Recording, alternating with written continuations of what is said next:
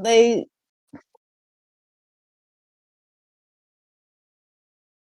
Yes. I got embarrassed because Craig showed up. No, it's fine. They're at 12 health again, briefly, Yep. Hooray! Briefly temporarily. at 12 maximum health. Um. Okay. So our recap. Things ended about as well as they could with May and the ruins due to May's skillful sort of navigation of the social situation, as well as Sinner's sort of loyalty to her, cultivated by May.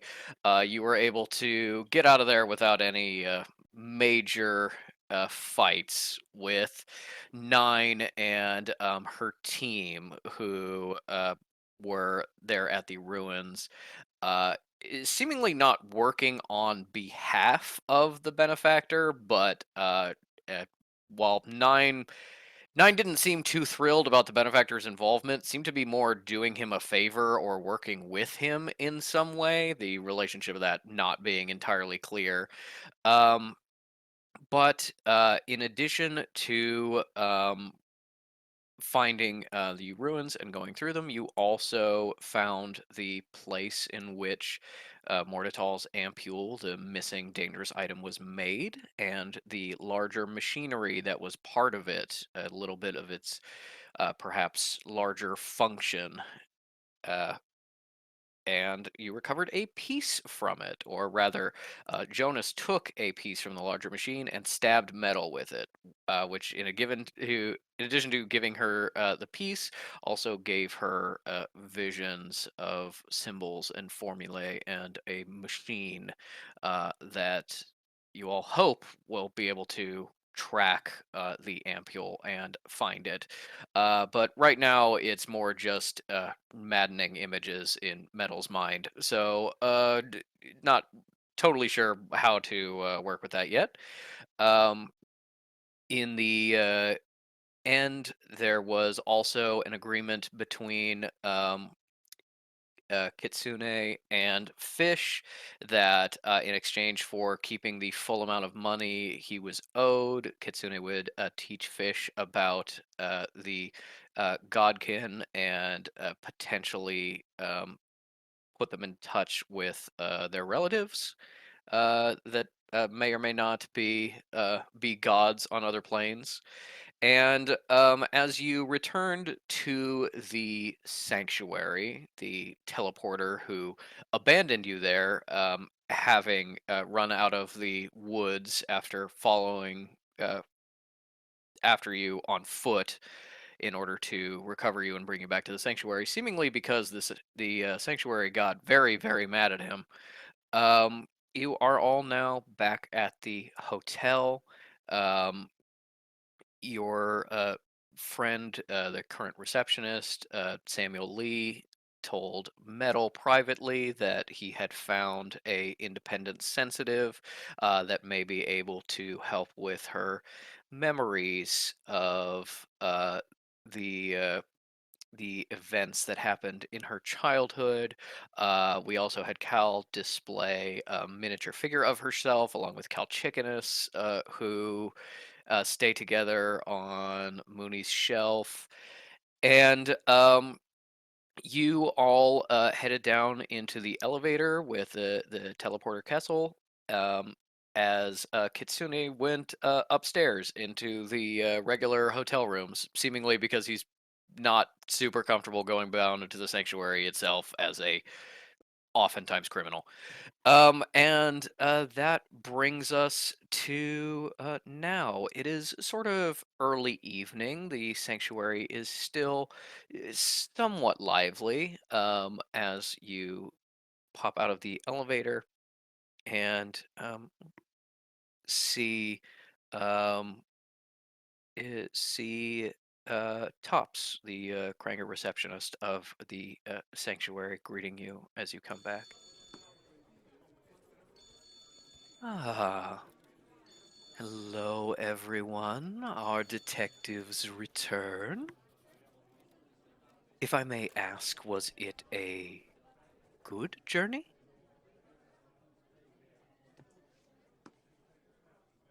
It was a journey for sure. Hmm. um, so happy to see you. I missed everybody here. I can't remember how Patrick, many days it's been. Patrick, I texted. Was Cal running off now no longer canon? I was expecting at this point Cal is now going to try to run off before Tops stops you. I wasn't going to call you on it in the moment, but there is something that needs Okay, to happen before you scurry cool. off to call Elise. Mads, you finish and then I'll do my bit. That's my bit. Well, She's Detective like, yeah. Metal, we missed you as well. You are always such a lightning presence in our humble sanctuary. Now that you After have returned, the council would like to speak to you briefly about some issues. Right Cal now? looks Cal looks at this and goes, they need a healer. They will, and the rest of us need time to recover. Good night. We'll speak to you tomorrow. I'm Well, afraid the council was quite insistent. There's no like security or anything, so you can fully ignore him and walk past if you want. But it does sound like the Council of Elders is like in session waiting for you after they got news that you were coming back. Fish, Face. rubs at their face and goes, "How long's it gonna take? 5 minutes? We can do I'm 5." I'm afraid I don't know, but I'm sure the council will be able to work quickly so that you may rest. They are aware that you had a ordeal, although I am not sure if they knew how trying it was. Um, Can you summon a uh, healer? of course. I will have them meet you outside the halls to give you all a once over, especially Detective Fish, you seem bad sorts. You Yeah, think? Dad's not doing good. Yeah, do I seem in bad sorts? Yeah. Yeah. um, as this is all happening, teleporter Kessel has sort of like slipped off to the side, looking like he doesn't want to be involved. And as soon as you're kind of done talking about this, he's like, "Okay, well, you can inform the council that I did as they asked, and I will be heading out." Actually, Mr. Kessel, the council requires your presence as well. I really do have to get back to. They were most insistent. If we can do 5 minutes, so can you, Trope. We will all be proper motivation to have this end swiftly, and no one will ask follow-up questions for no reason, and then we can go. Um. Mhm. Uh. Anyone can give me an insight check on what Trope is going through emotionally right now? Cal could not give less of a I fuck. shall. Yeah. I No, shall. makes sense. Val's not Insight. here right now. I'm rolling in my cat, by the way. That was a 18. An 18. Okay. Yep. He looks like he is going to face down a firing squad. He looks like he kind of expected this to happen and thought he could get away before anyone noticed, and now is being dragged to an execution. Sucks to suck. Yep. Rest in peace, buddy. Has Fish had many interactions with Castle up to this point? No, not really. He basically just teleported you, tried to teleport you to May's campsite, went, oh, I guess I can't teleport you in there. Well, I guess walk. Your next teleport is half off. Bye. And left. And then Metal got word from the sanctuary about through the agent coordinator Hedge, who said basically like, yeah, the sanctuary is really pissed off at him because of that, and then he just like appeared out of the woods, having walked through it to come find you, desperate to get you back to the sanctuary. He didn't really talk to you all at all during that time. You know, he's very clearly sees himself as transport and nothing more. But yeah, you haven't really had any actual interactions with him in any way, not personally. Okay, well, Fish does not know enough about this man to think either this is hilarious or I feel bad for you, dude. So, in an entirely neutral move, they offer Keka no. Oh, he's wet. Yeah, give him a pat, you'll feel better. Pat, pat. Metal's like, it's true. This does help. Yeah? Okay, good. It's all gonna be alright. Because he's Okay. here. Mm-hmm. Mm-hmm. Mm-hmm. And the doors open, and you see just a little one of the administrative staff uh, kind of gesture you in, and you can follow him to the Council of Elders.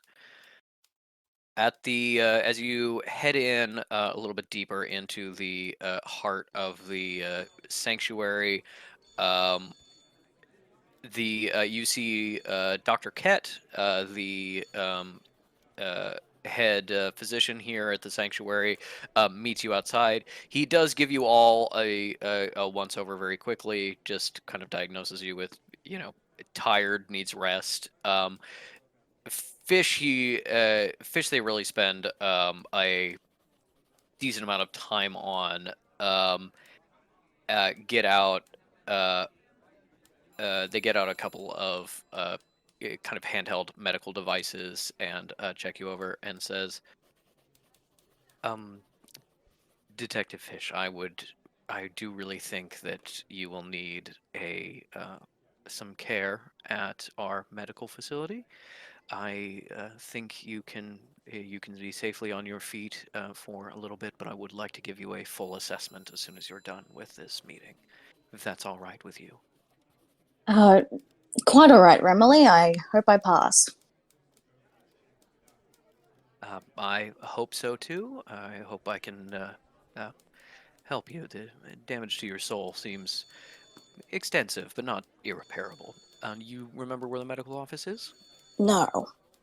It is downstairs in the side hall by the maintenance office near the archives. Alright, well, I'm not actually welcome around those parts unsupervised, so how about, you're not busy, are you? How about you wait and escort me? He kind of like flicks out his wrist to look at his watch for a moment, and he goes, uh, yes, I think I have time that would be amenable to me. I'll spend some time here. Thank you. I like Remily. I think they're cute. Um, uh, and you are all ushered in. Most of you all probably coming in pretty tired, and uh, again, the teleporter looking like he would rather be literally anywhere else. As you enter the council's chambers, you realize that it is much like when you were assigned this mission. There's no like little functionaries, no hangers on, no even really guards in the chamber itself. All the scythes are staying outside, so you only see the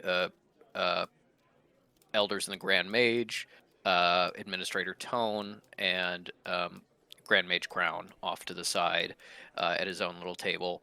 This is clearly, a secret meeting, and there has been seemingly some sort of mole or someone passing information from the sanctuary that you were dealing with. So things are being kept a little bit more private now, which makes it interesting that the teleporter is here for this seemingly secret meeting.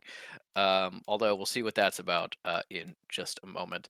First, I want Metal to give me a, let's say, just an intelligence check. Uh-oh. I also wanted to do a vibe check on Tone, but Yeah, okay. Give me an intelligence check and an insight check. I missed him. Okay. Hello. Okay. Check first.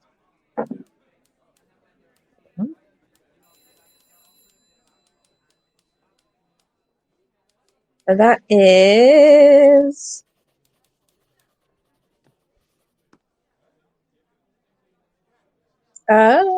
13. 13. Okay. 13 is enough that you wouldn't have gotten like very specific information from May about the timing she and Sinner were contacted by the benefactor about your arrival, but you do know kind of generally when it was, and uh, they got contacted like either a little bit before you left the sanctuary or not long after when you were given this assignment from a secret meeting. So I think Metal has kind of like put that together to be like, even in a secret meeting, it's possible that whether it's somebody kind of higher up in the decision loop, Tone needs to tell some of the his assistants, and it's one of the sub administrators or um, some or someone else who like needs to actually enact policy and do stuff, or whether it's somebody paying for information from other people or having some sort of spy magic or something like that. This mole seems to be getting information pretty quickly from some very secure sources. Um, which means that with a 13, I think it occurs to Metal that when reporting on the kind of mission you just had, uh, it probably occurs to Metal that you don't have to by any means, but it may be beneficial to censor a little bit of what you report. And with that 13, Metal is someone who's been in the sanctuary for quite a while, working with people, seeing how kind of normal functionaries act, and also seeing now how kind of the detectives act. And you notice that the detectives have a lot more kind of like freedom. Nobody's jogging their elbow. They're just kind of doing stuff and then reporting when they need help or resources or things like that. They're given a lot more leeway and a lot more freedom, and that may be because they're older and more experienced, but you guys are also getting a little bit of leeway and freedom. So it is the kind of thing of maybe after the fact, if you made the right choices, the council would be very forgiving of holding a lot of things close to the chest. But if they find out that you are keeping things back, they may be not willing to give you as long of a leash just because you're very new. So you do have kind of the option of holding back, and it would not necessarily be seen as something that's like a betrayal of the sanctuary, the way it would be if you were a regular employee. But it's not something that's without risk necessarily. Uh, But giving the enemy information has risk as well. What was yeah. the insight check for Tone? Oh, I got a 1. You got a 1? Yeah. Okay. Um, He's the not mole. not No. not just not just not just tone. Everyone in the room seems really angry, like focused on you guys. A lot of like very like a lot of like very rapt attention, as if they're like getting ready to pounce on you. Uh, Tone especially looks fucking pissed. He looks like he's gonna tear you apart with his bare hands. Oh, no. Um, Metal's sweating. as you enter the room, um, the doors seal behind you, and the sound of the sanctuary fades. And Grand Mage Ridgeback says, "Welcome back, our detectives. Before we begin on your debrief, we had a little bit of business to discuss. Teleporter Kessel, will you step forward, please?" He does so. Tone picks up a picks up a packet of paper off his desk and starts stalking towards him. And you see Ridgeback give Tone a little nod as if, "I'm letting you handle this." And it's genuinely like slipping the leash of a dangerous dog, of just like, go. Um, and so Tone stalks up to this guy and says, "Teleporter Kessel, are you a teleporter of the guild in good standing?" "Yes." "And can you read this right in front of you?" The highlighted section. "Yes. Yes, I can." "And do you Can recognize can any this of us as the..." Yeah? can any of us glimpse what it says? Uh, it looks like a big piece of like a legal document. If you give me a high perception check, you might be able to catch a couple words, get the sense of Okay. it. Well, Fish is interested for a second, so let's take that by the reins. 17. 17. It looks like a contract of some sort. You were just seeing sort of May's contracts for her workers at the site that she was checking for paying people, and so it was very immediately familiar to you. Yeah. So You do they're see doing. that, like, They're you do going. see, like, yeah, they're just squinting so hard. It's honestly Yeah. kind of hurting you. Not doing like a full Mhm. point of damage, but you got some strain. You're squinting so hard. But you, with a 17 Kekano, is you enough can to see. read. We were just discussing it. Kekano recognizes language. Kekano's not quite up to reading yet. Um, Damn. but you, with a 17 is enough to see on the first page as he flips it back is Union of Teleporters v Canadian Sanctuary. Oh.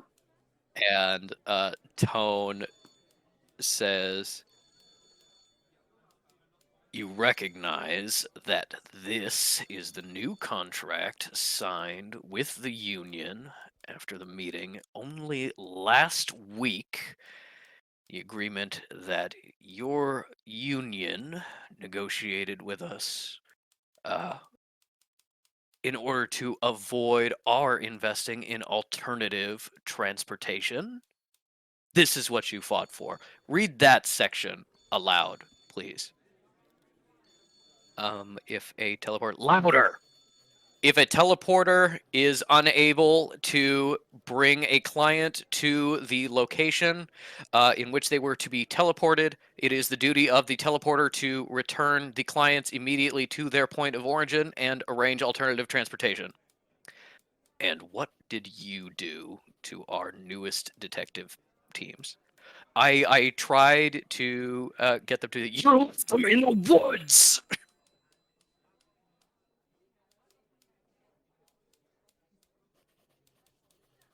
We have been in contact with the union, and they are understandably unhappy with your performance.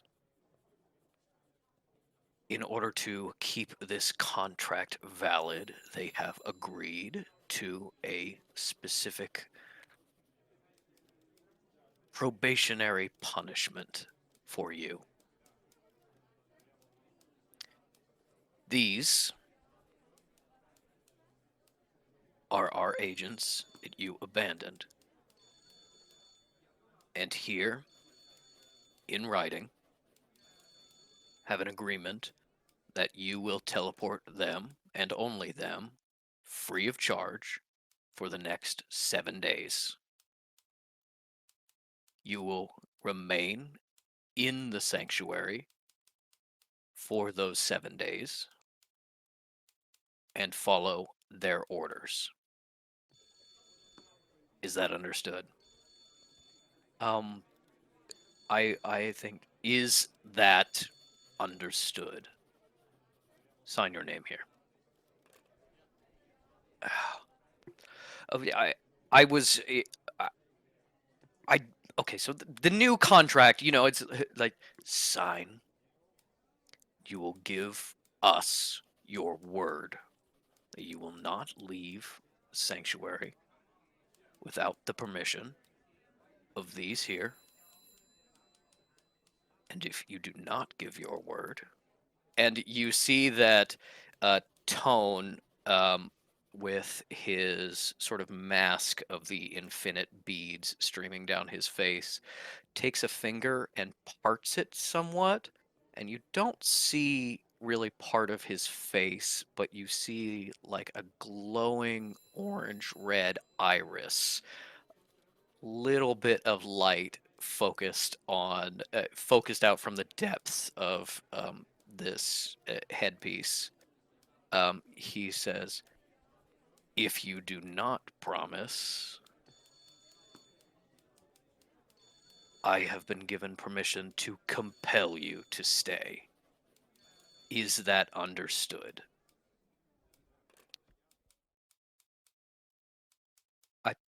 I understand, Administrator. And Council, I would just like to just formally apologize. Sign. And he does so.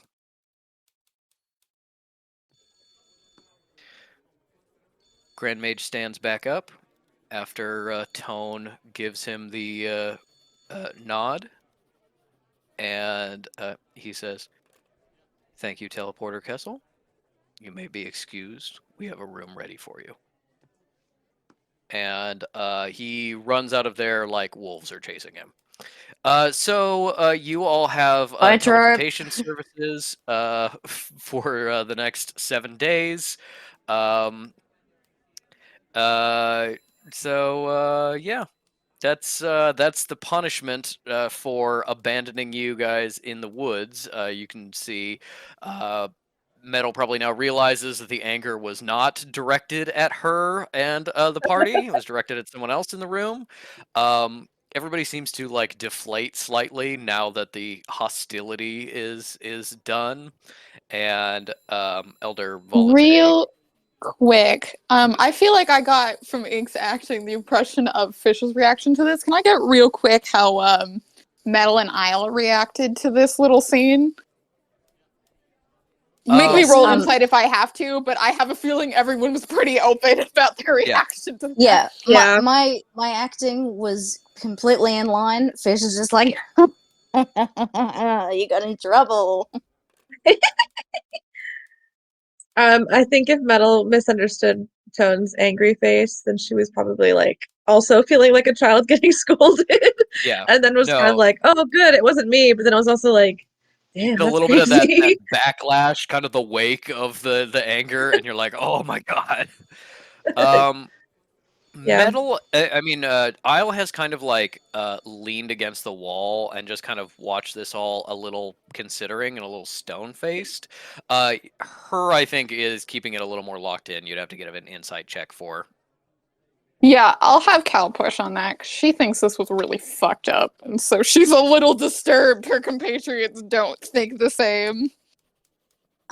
Fish will also roll insight upon Isle because they're just glancing back at her like every, I don't know, once a minute just to check like hi. Kevin left. Also, if Oh, anybody wants to roll terrible. insight on Cal, you can. Mine was bad too. Mine was only a 10. 6. With a 6, I think you think Isle's like kind of largely unaffected emotionally, just kind of considering. A 10 is enough to kind of see the glint in her eyes as she's looking at this and giving like a very slight nod. And I think it occurs to you that from what you know of Isle's history, very rough and tumble, there was probably a not insignificant amount of I'm the leader of this thieves crew and somebody is acting up and I now need to commit violence against this person to keep everyone else in line. So it's this kind of like something she's seen before and she understands what is happening of being like you just kind of you make the punishment particularly harsh and you're very threatening in order to keep other people in line. And I with a 10, I don't think you get a sense of whether she like likes that and is okay with that or not, but I Mhm. think you get that she understands it and has seen it before. Gotcha. Um, Is anybody trying to gauge Cal at all? I think Isle is, so I will roll that very quick. I think Sizing Mel's each quite other up. distracted. Fish isn't, but how about Kekano? Kekano cares, doesn't he? Kekno does care, that's true. Yeah. Uh, oh my god, forget how high Isle's insight is. Mhm. That is a 14. Cool. What about Kakano? Kekno.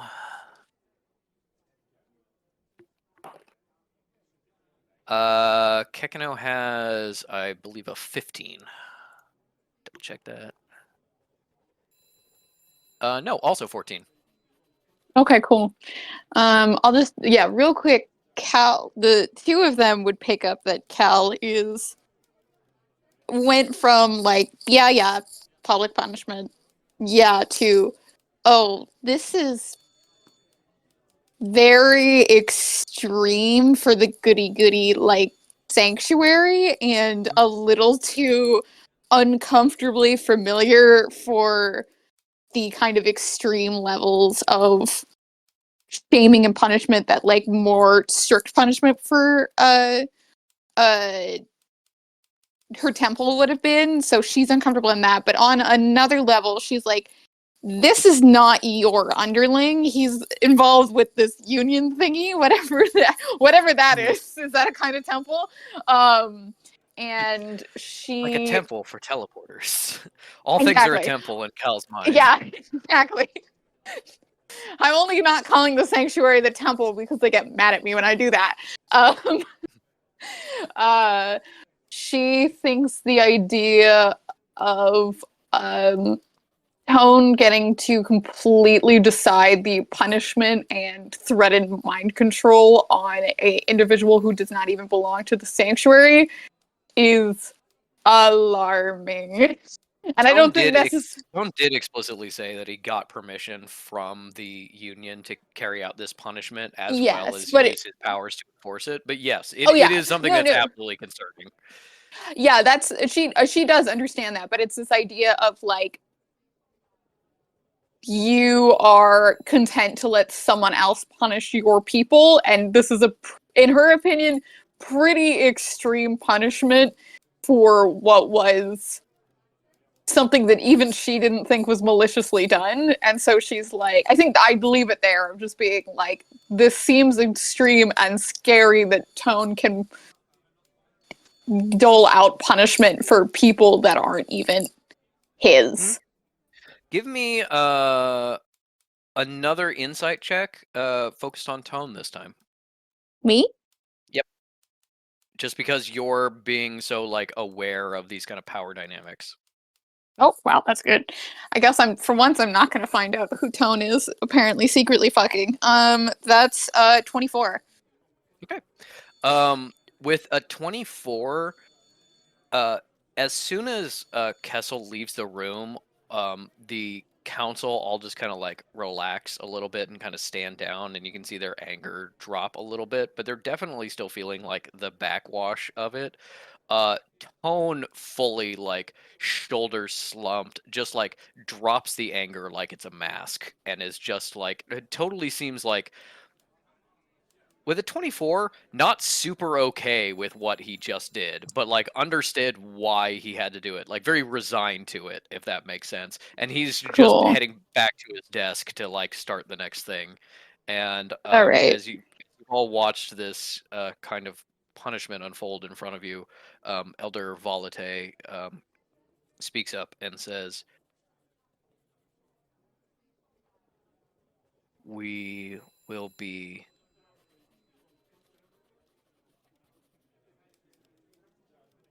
not well treated by the guild if this continues to happen." And Elder Ridgeback kind of nods and says, "Unfortunately, they tried to fuck us as soon as they found out we would be losing funding. It was necessary to send a message. I understand. I am only reminding us of the cost." And I think with that, and you're 24, Cal at least understands that this was a certain amount of political theater, of kind of like the sanctuary had a really, really strong bargaining position where this big, important sanctuary, uh, and you need our business to the teleporters a week ago. Now the society has cut a big chunk of their funding, and they just negotiated a new contract, and they have almost no power anymore. And the union was going to start fucking with them. And while Kessel fucking up is honestly, in the grand scheme of things, fairly minor, they're kind of sending a message that they won't tolerate this kind of activity, and they're using him as a scapegoat, or rather the object of punishment in order to send that message. So you get the sense that like people are genuinely angry that you all got left and kind of fucked over like this. There was larger political reasons to do this, and nobody's super happy that they had to. But Cal is probably also like, I mean, whether you were happy about it, you still kind of did it, and that's kind of fucked up. Um, so yes, everybody kind of calms down a little bit, except with a 24, the most worked up person now seems to be Grand Mage Crown, the former Grand Mage with Alzheimer's. And when uh, this little conversation is finished, he just quietly says, "Few of us are old enough to remember what it was like before the war. Losing even one of our people is a tragedy, now that there are so few of us." And everybody just kind of gives like little solemn nods before they kind of reshuffle their paperwork and take themselves to the question at hand.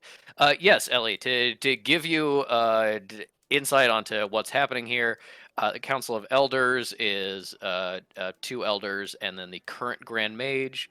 The former Grand Mage is has that keeps his title as an honorary title. He's more of an advisor.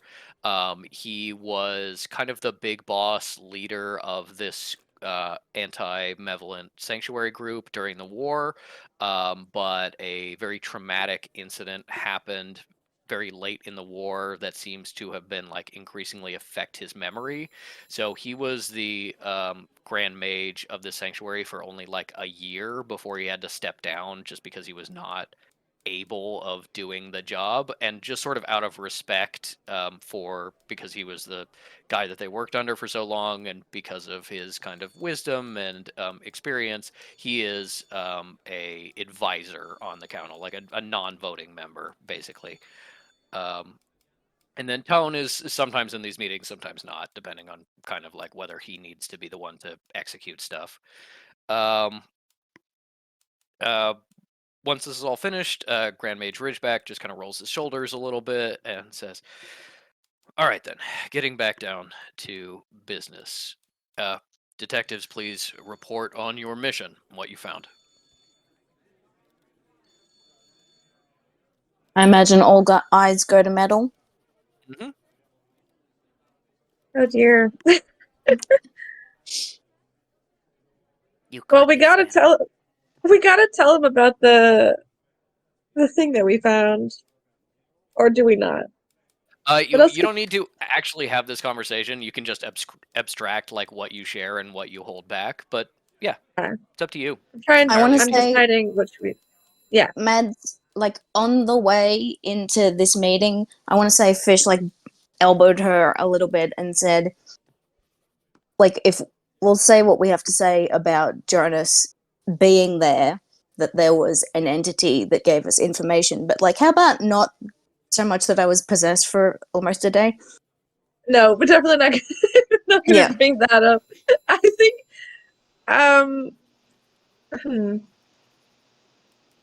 Yeah, I think she would like keep the insanity of it. Like, I don't know if she would share all of that stuff, but would share like the basics. And I also want to say, whenever Abel Fish like tries to embellish on little details just to make it sound a bit more realistic, and also try to, whenever they possibly can, like turn focus to, oh, and you know what? That May Gladly, she had a hell of a dig site. You know, she was so great. we should without, call her in sometimes for sure. yeah, without her, we really needed her in order to get forward. But yes, Metal. Yeah.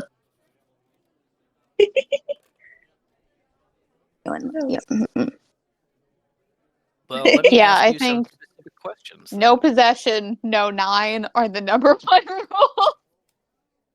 Yeah.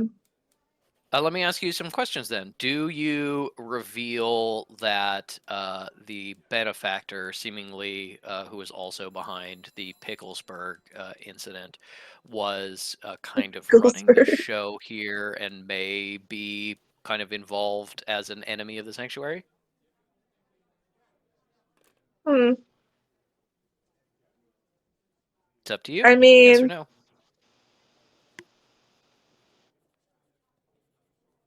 I feel like Or- Metal would want to talk to Tone like, privately if she was like concerned about like the things being leaked and like and whatnot. You will. You may have an opportunity to speak to Tone privately if you want, but this is kind of like a report, so you could just say like essentially like the enemy knew we were coming or something like that and get contacted people. Like you can be kind of non-specific if you want. Yeah. You said you were going to tell them about the machine. Are you going to go into details about how you got the piece, not necessarily the Jonas part, but like finding a big machine part?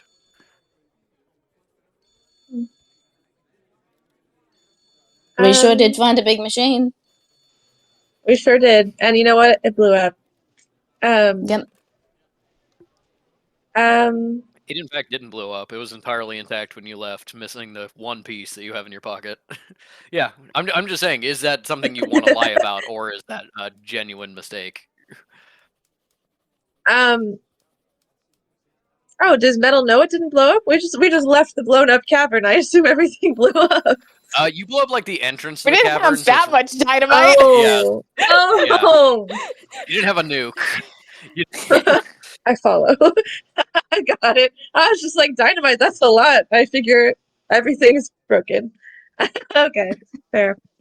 No, probably the Um, whole entryway is sealed up. It'd take a lot of digging to get back to it, but it's assumedly all still under there. oh, I see. I see. Um,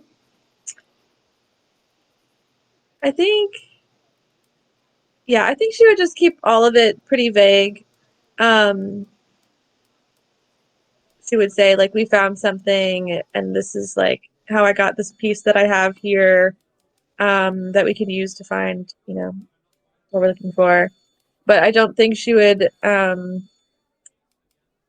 bring up Jonas or the possession stuff, obviously. Um, and yes, would be following the story basically of um,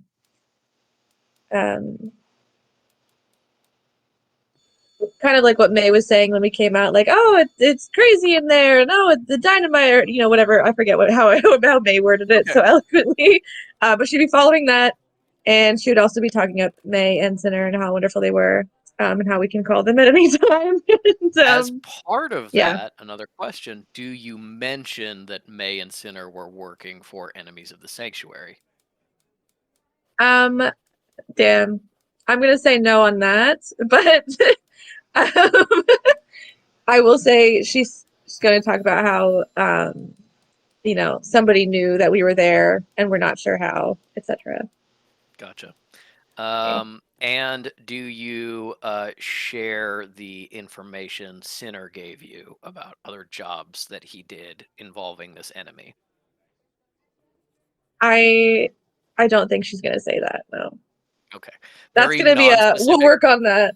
Yeah, very, very non-specific report, kind of keeping things close to the chest. I think Matt, involves enough deception to be a deception check. Mads, Oh no. If you'll allow Yeah. me to add some detail to that, like it's not so much focusing on the hey, there's subterfuge from another party, the benefactor, and all that, but like hey, we did what you wanted of us. We found a piece of the fucking thing. Focus Yeah. on that. Yeah, now we can go and I get would it. say Woo! Yeah. help action by Fish adding details, and also help action by Isle and Cal both being like Yeah. Yeah. silently the whole The time. story. Yeah, I think that's a deception check with advantage. But you do tell them explicitly, like, hey, I've got designs for like the machine that we need to build. Yes. Okay. Yeah. Yeah, and I agree with Ink. It's more like, yeah, but we did all this stuff, and not necessarily things we certainly didn't find. But Yeah, okay. you're just sort of like shifting the focus of the No. narrative.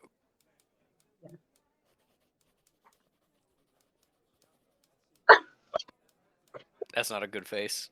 Oh no. Okay, so I rolled a 2, and then I rolled a 1. Girly So pops. let me Girl, you can't lie. You need to learn from your friends. let me just go down to my where's deception? Okay, that's +3, so it's a 5. We all get fired. We all get absolutely thrown out on our ass. No. I shouldn't. I had a feeling that rolling this way just wasn't right, and it wasn't going to lend me like a good roll. So I'm not going to do that for the rest of the episode.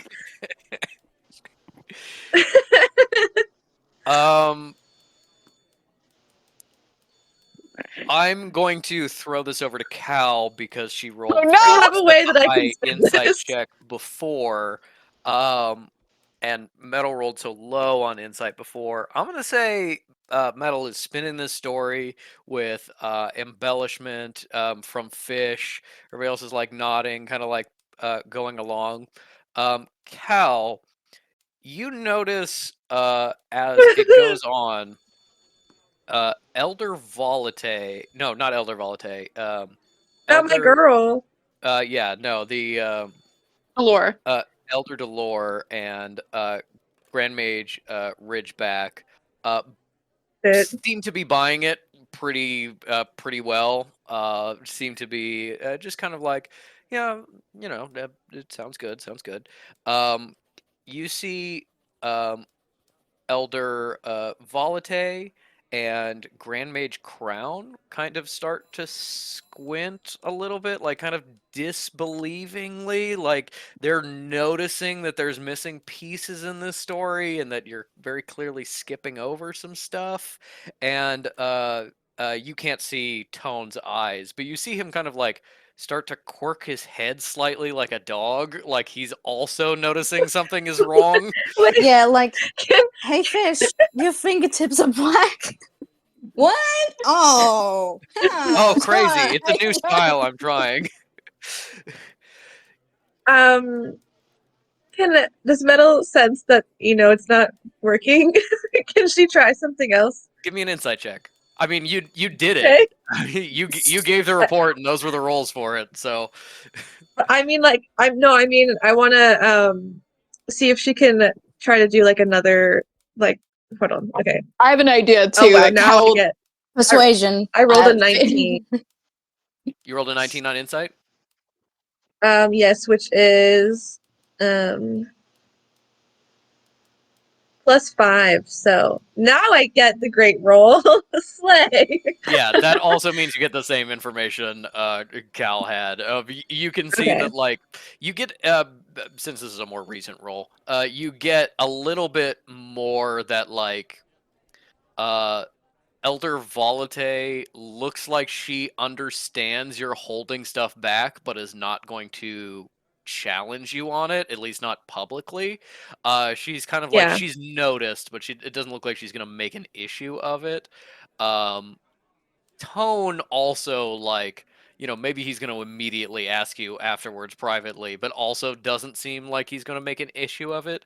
Um, Grand Mage Crown looks like he's going to speak and be like, oh, a bunch of things are wrong with what you just said. Um, Oh, fish wants to make a persuasion roll, please. sure. Yeah, Cal also has an idea. Yeah, just I want to say that just with just flat insight, they can tell. Oh, this is this is going bad.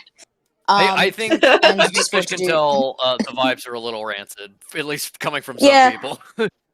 And so it's basic damage control mode of oh hey listen, okay, truth is we aren't telling you the whole story with all the details.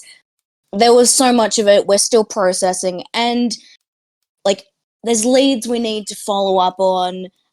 Just please, give us your trust and your time, and we'll be back with more information as we can. Just we've told you all that we can, more or less, at this point. In addition, we are exhausted and injured, and my requests That for too. rest and time with a healer were denied. I think normally this would be a persuasion roll with advantage, since you are both helping. Metal rolled so poorly, I think that cancels the disadvantage, and it's just a flat persuasion roll from Fish. Well, that's what I get for not rolling in the cat. Listen, this is Metal's. She's new to this job. Okay, she's not done this before. She's also not good at lying. No, Ink, please don't make that face. We're fucked. I need Isle to chip in and be like, listen. Rolled a 4, and it's +4 to persuasion. Okay. 8. Can I roll my own persuasion just because I want Tone to recognize she that Cal is please? trying to be the fucking rational for and Cal's not fighting for once and is being very like polite and courteous. With the insight you got before, you do seem like if Tone has an issue with your report, he'll bring it up to you privately, and that will be Yeah. the time to like convince you. Cool. To convince him if he's focused on you. With that 8, you see that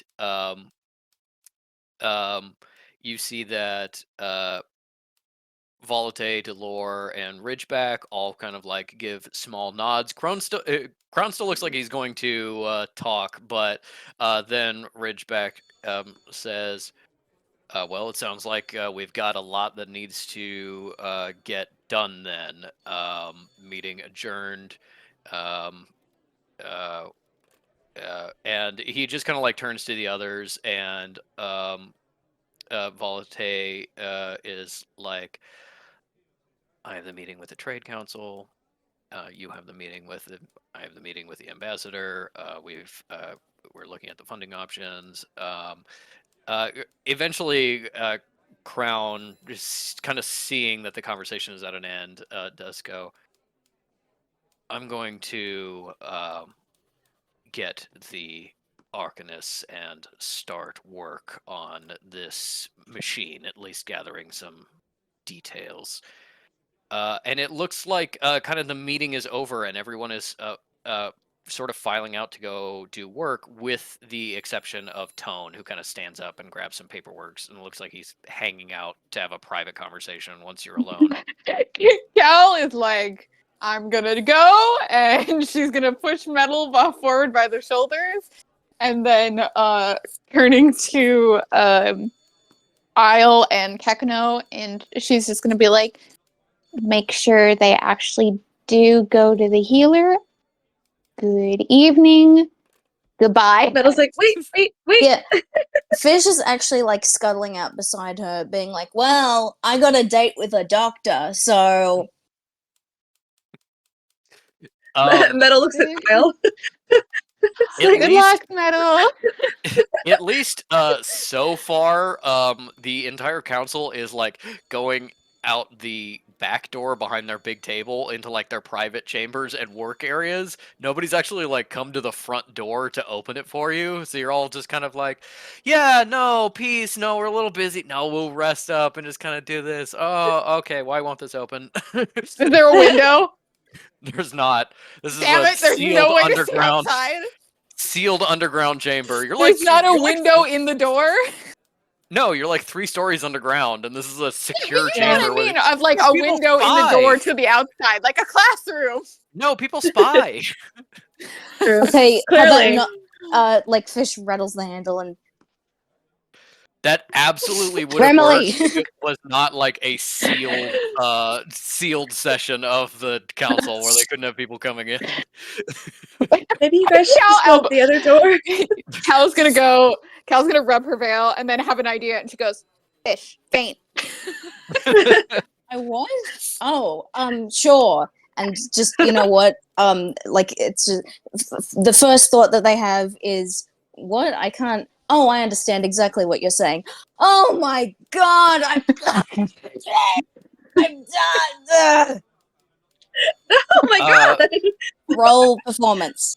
That counts as performance, yes? Help Yeah. action, because Cal's gonna go, oh no. I will actually say first, give me either a sleight of hand or acrobatics check for the fall itself.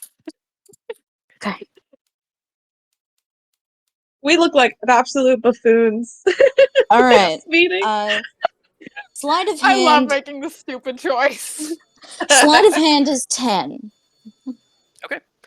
With a 10, it is convincing enough that you get advantage on the performance roll, mostly because you really try to sell it and actually kind of fall and hurt yourself a little bit.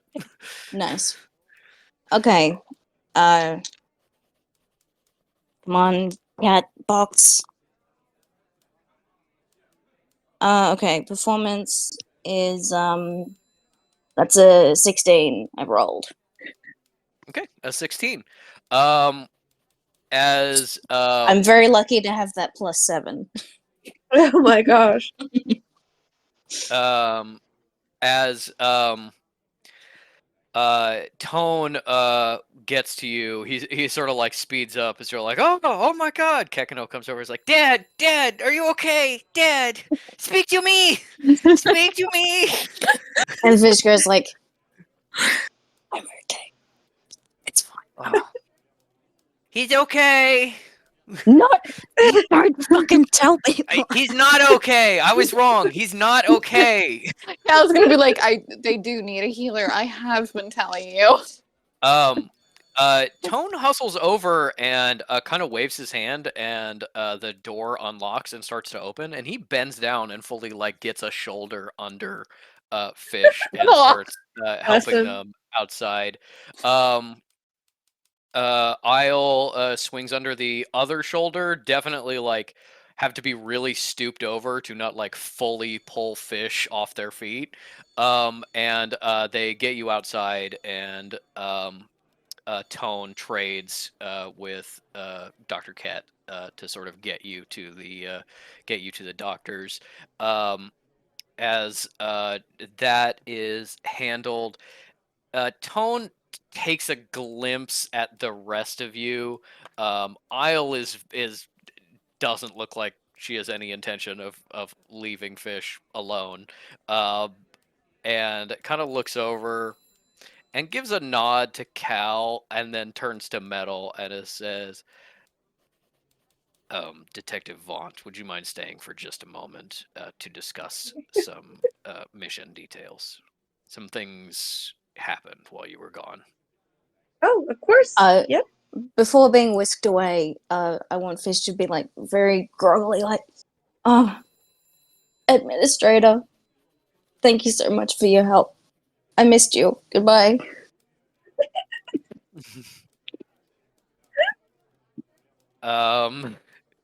As you get shuffled down the hall by the combination of Dr. Ket and Isle, and Cal is probably like, okay, I've been dismissed. I'll just kind of like walk away and nobody's stopping me. And okay, Zoidberg. you. Patrick, do your Zoidberg noise.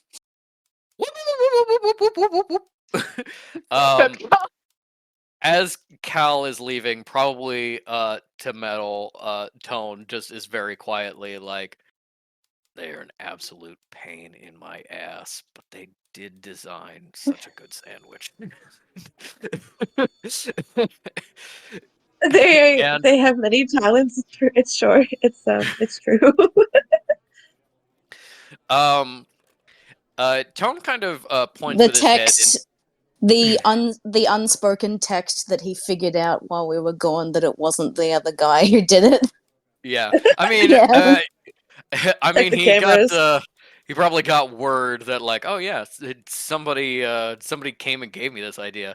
Um, um, Tone sort of points his head into a private little office that he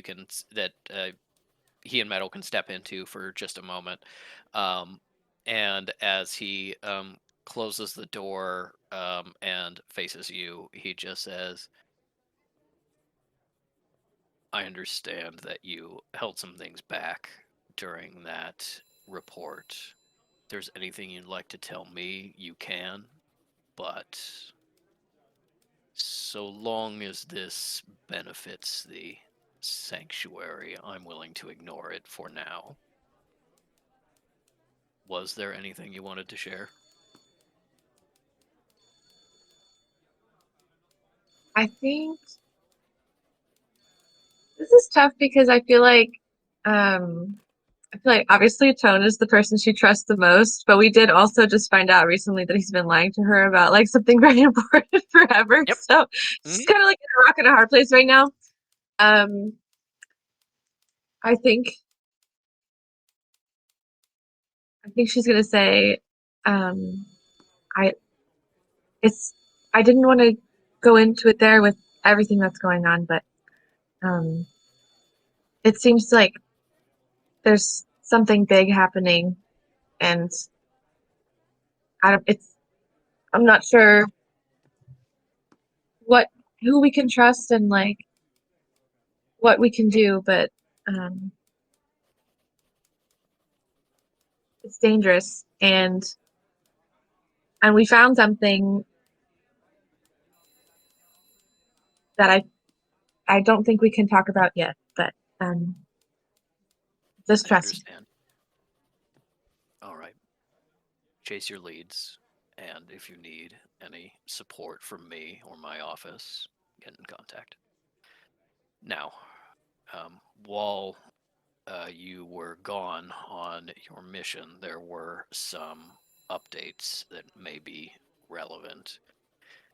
You remember the people that were kidnapped from the society party? Yes, they attempted to kidnap Minister Gust, and they successfully kidnapped um, Credit Brash and Sandra Bellwether. I think Metal's gonna go a little pale at the mention of like society party, kidnappers. Oh yeah. Okay. Yeah, one time I got shot by a machine gun. And my guy was there. Yeah, sure, yeah, I remember. um, he says, Credit Brash has entirely disappeared, and we have not found him again. There's been no demands, no communication about his release, nothing. The other woman, Miss Bellwether, has been found and rescued, and had some concerning information for us. She worked as a assistant secretary in the Prime Minister's office, one of our liaisons for magical affairs.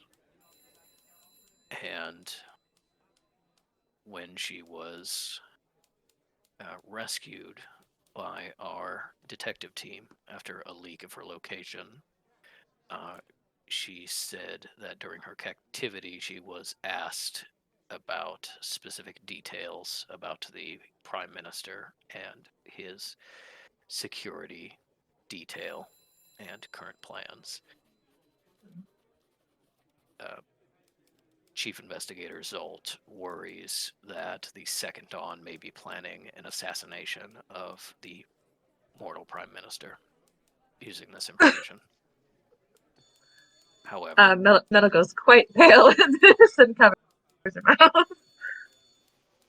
they're currently dispatched to Quebec City and the surrounding area in order to deal with this threat. However, Chief Investigator Zolt pointed out, and I agree, that was the Prime Minister in 1953 racist? You don't need to Google it. Probably yes. Yeah, his name was for sure. Prime Minister Saint Laurent. Was the Prime Minister at this time. Rest in peace. Fuck that guy. He he says Chief Investigator Zolt pointed out, and I and the others agree, that it is suspicious that one hostage has been kept so thoroughly from us, but the other's location was leaked and she was rescued. The investigator believes that it's possible that this is a false flag sent to divide our resources and attention, and she requested that you and your team be close at hand to respond to more immediate emergencies in our area. Unfortunately, there's still the risk of the assassination being real, so the detectives are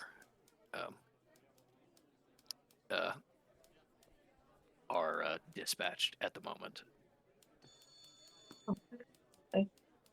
Please keep in mind the continuing tenuous nature of this situation. Now, I hate to ask when you are so clearly tired, but is it possible to start the designs of this machine so that we may start working on it tonight, or is that something best left for tomorrow? What time is it? It's like 6 or 7. Like, it's not late PM? at night, but yeah, PM. It's not late at night, but it's definitely like, you guys have had a long couple days. I think I think my was gonna be like, I think it would be more beneficial if I reported to you first thing in the morning. I understand. I assume It's that there's probably like like soot on her or like Oh yeah, no, you're all still I'm like dirty. disheveled.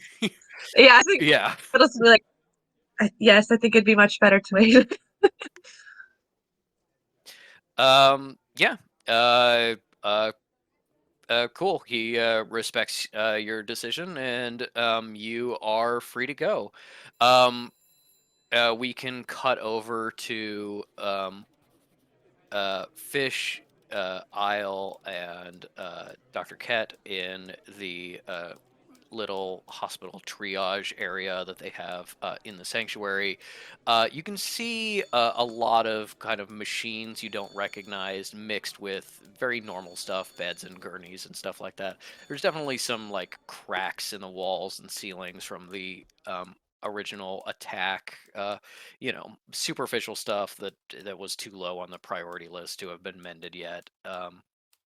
But Dr. Ket is giving you a more thorough workup, kind of under aisle supervision, who's just kind of looking at you concerned that she's going to get the news that you're dying and there's no hope for it.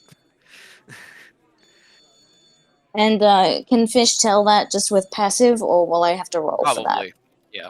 Okay. Probably.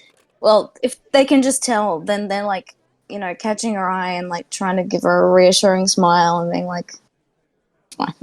Everything's fine. But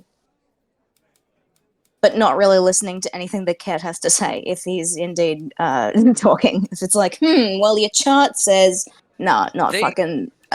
They're kind of like mumbling to themselves, like mental notes instead of trying to communicate with you in this moment. But eventually, after checking a bunch of readings on machines and doing some extra tests, taking like a blood culture and stuff like that, they come back to you, like stethoscope wrapped around their neck, and it's just like, well, I've got good news and bad news for you, Fish. Yeah. Bad news is your soul is all shredded and fucked, is the medical term. I wonder how that happened. You see their eyes flick down to your black fingertips for just a moment, as they're like, well, we normally see this kind of damage in possession, and it just kind of like looks down at your fingertip and then goes, doesn't really matter where it came from. The important thing is fixing it, and that's the good news. I believe if you report to my office 1 hour in the morning and 1 hour in the evening, we can start a treatment plan that will get your soul back up to full, and it hopefully a couple days, maybe a bit longer, depending on your progress. Okay, yeah, great. No, sounds super good. Do you hear that? It's great. That is great. And can she come with me? To hang out. Yes, I suppose if you want. Fine.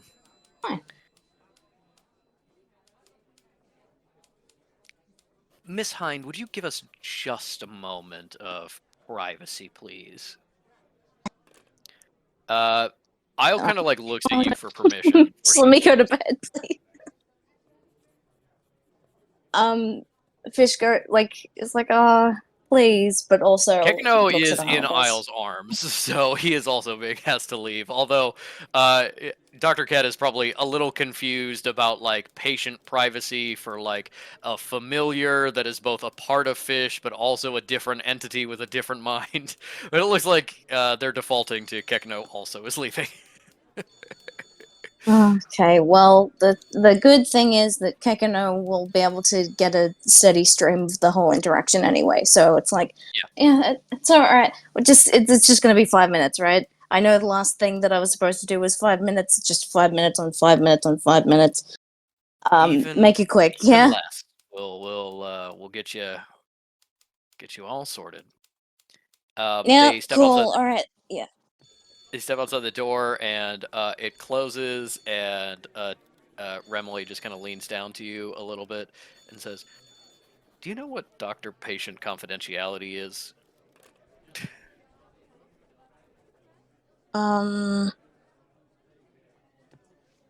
Look, you're weird, but kind of her right now. Oh, I know. Doctor-patient confidentiality means that if you are not actively a danger to the sanctuary, you can tell me anything and I won't say shit. So, when you want to tell me about your looks down at your fingers again, health incident, you can, and it may help speed up your treatment, but you don't have to. I'll get things set up. We'll start tomorrow morning. Sounds great. I guess I'll tell you the most important thing, and it's just me in here. That is good to know.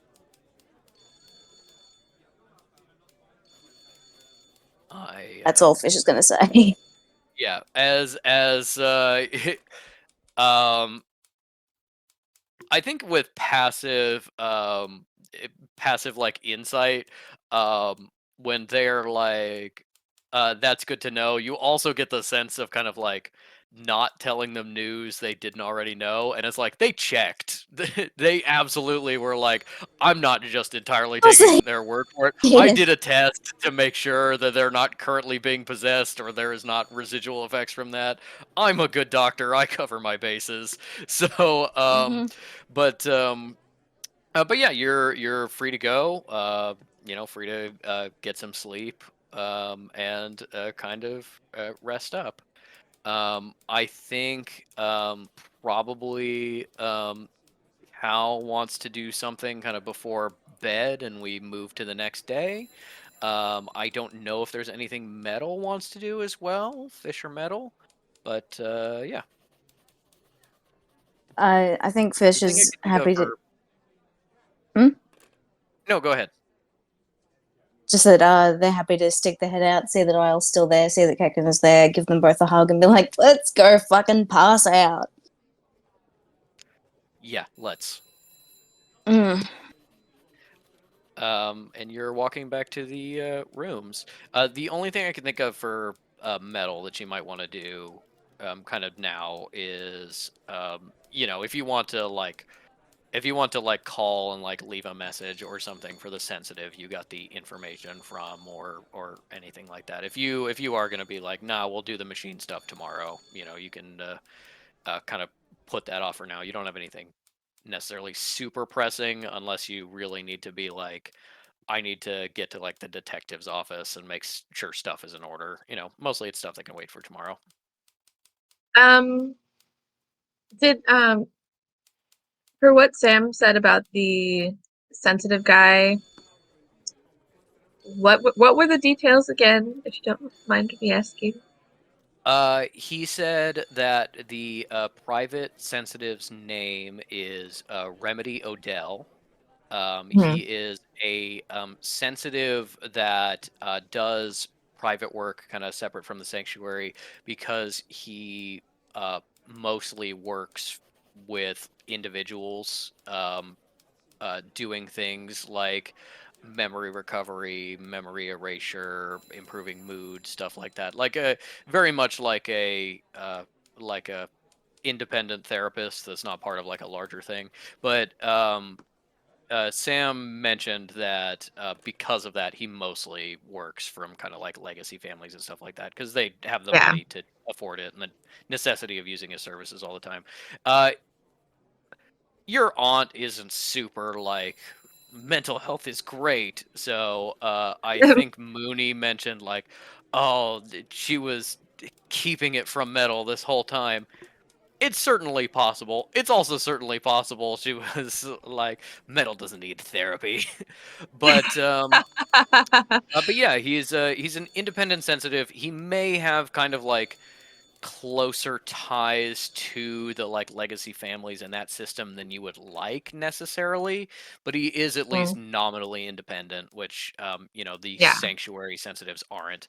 And you have his name, phone number, and address, which he Sam said that he travels from city to city, and that he's in Ontario. Sorry, not Ontario. Where are we?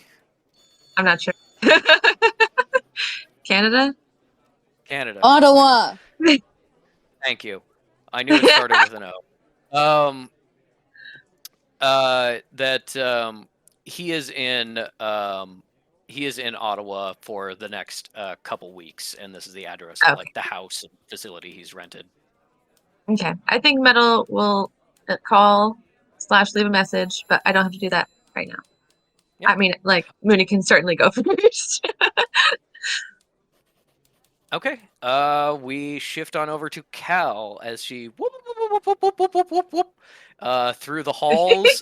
Probably other people are like giving her like little nods of hello or something, since she has now been in the sanctuary for long enough, and she's just like, "Don't look at me, don't perceive me. I'm on a mission." Whoop, whoop, whoop, whoop, whoop, whoop, whoop, whoop. Yeah. What is Cal doing? Goes to her room. Is there anything left at her door? There is a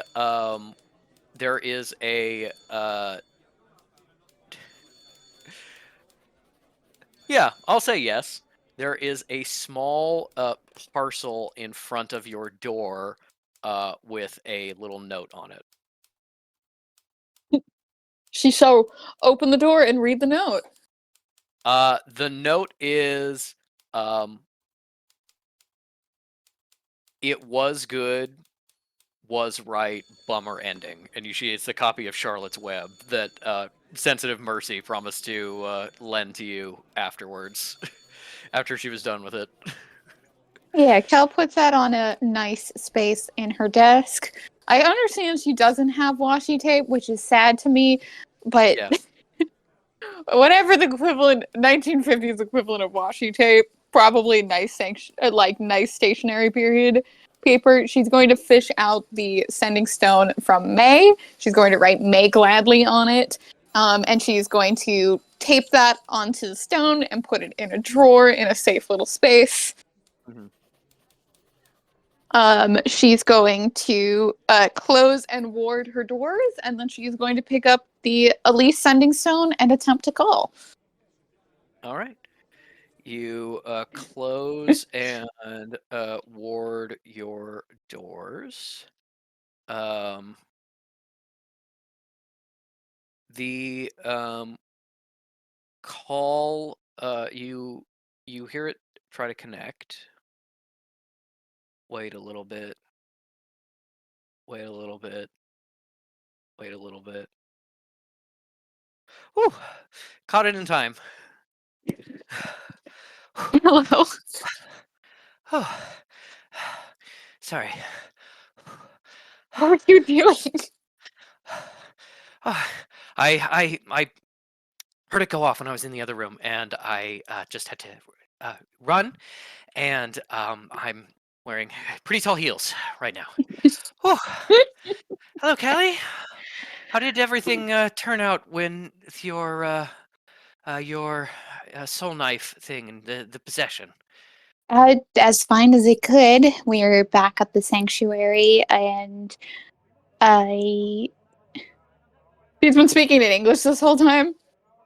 Yeah, she was speaking in English, but if you start in French, Yeah. she will start in No, French. she's Cal. I think would have reactionary done it in English, and Yeah. as she's like, she trails off and she goes, You sound so American. Have you gone native? Well, needs must. Having an American Thanks. accent is beneficial. But you use it all the time? When I need to, which is often. You're actually starting to get maybe a little bit of a accent too. I mean, that's from fucking years with tinnitus. I already knew I didn't have perfect French at that point. Oh, but yes, things went as well as they could. I'm back at the sanctuary. I have the destroyed soul knife. No one is possessed. We survived, and it's over. Well, that's good, as long as everything turned out well with your little friends. I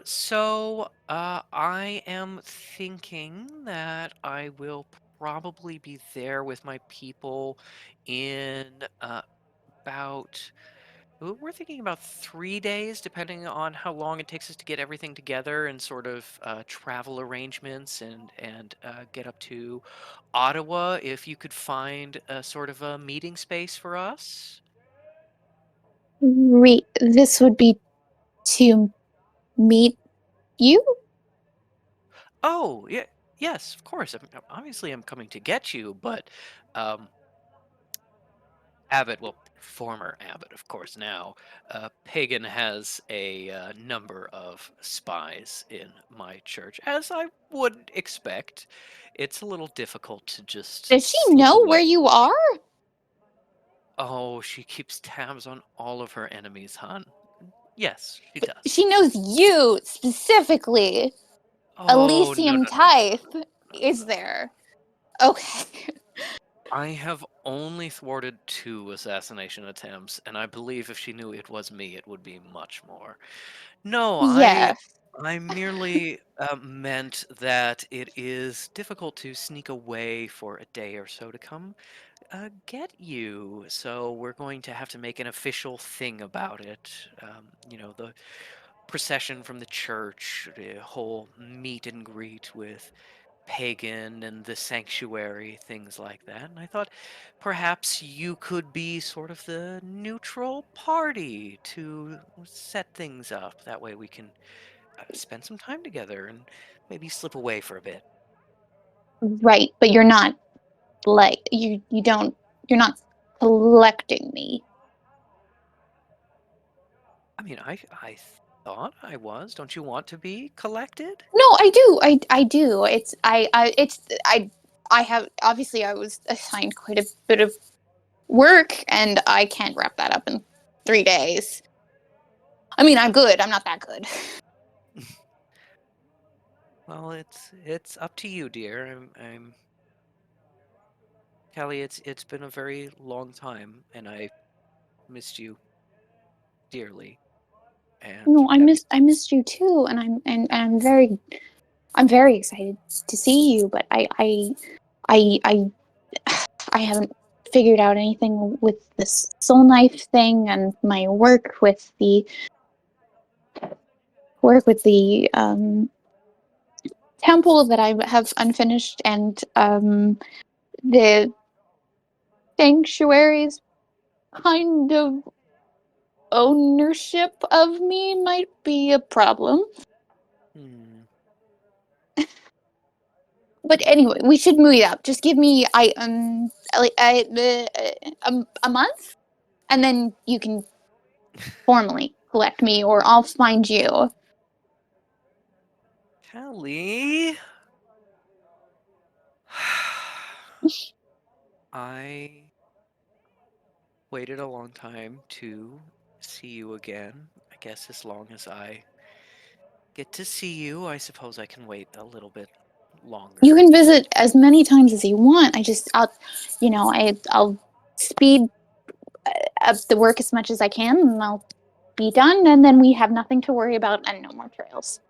Yes, of course. We'll get rid of Pagan, and we'll just be the 2 of us. Lucy, when you say get rid of, Yes. what's the, mm, Well, we can talk politically? about it when I get there. Mm, Alicia?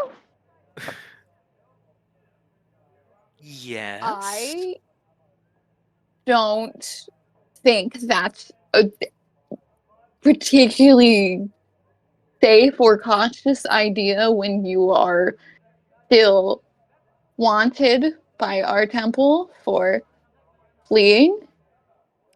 That would solve And everything. no, it really wouldn't.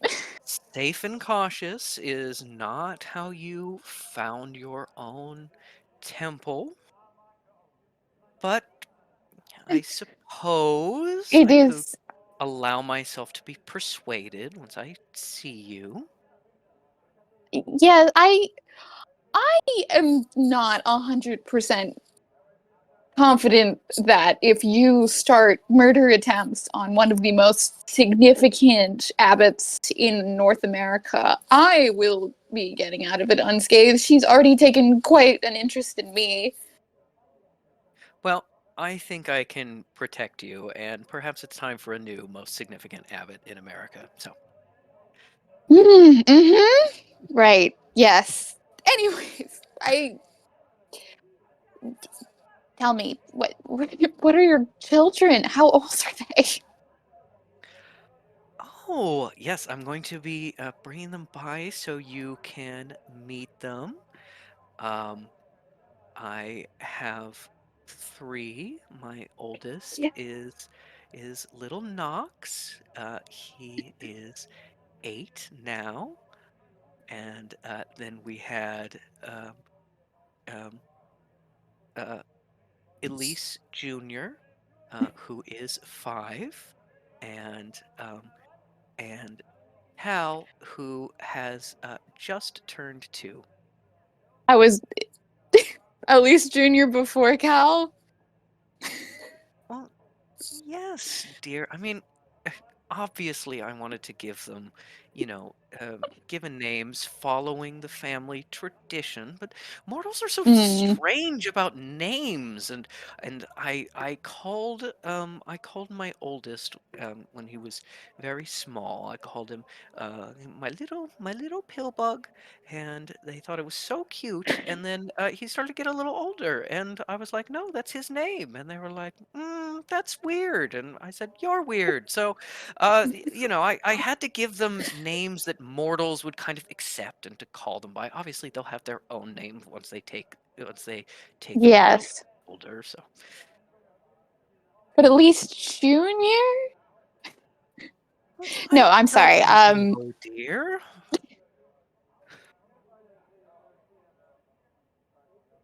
I I'm they're older than I thought they'd be, and I am glad to hear of them. I've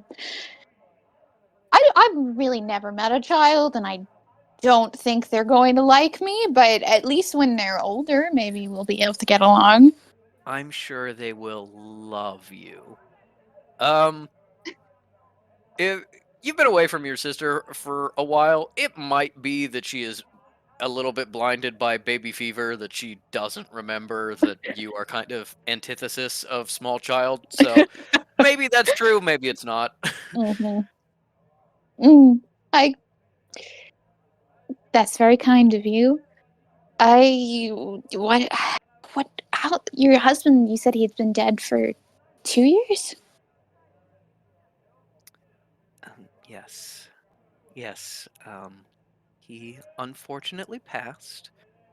Um, actually, about 2 years and 6 months ago. Mm, I'm But sorry. these Mm, these mortals, they're fragile. yeah.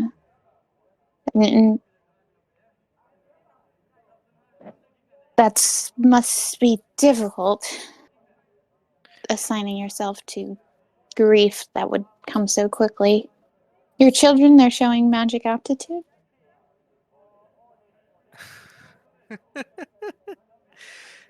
Dear, they're my children. They were raised in my body. They are perhaps the strongest mages of their age on this continent. I would expect nothing less. Just don't know how much mortal genetics can muck things up. Well, when I'm involved, not at all. Right. This is your I gave magic. my youngest,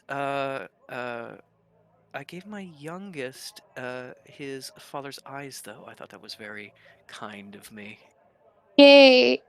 We'll have theoretical conversations later. That's fascinating, Lisi. You have changed so much magically.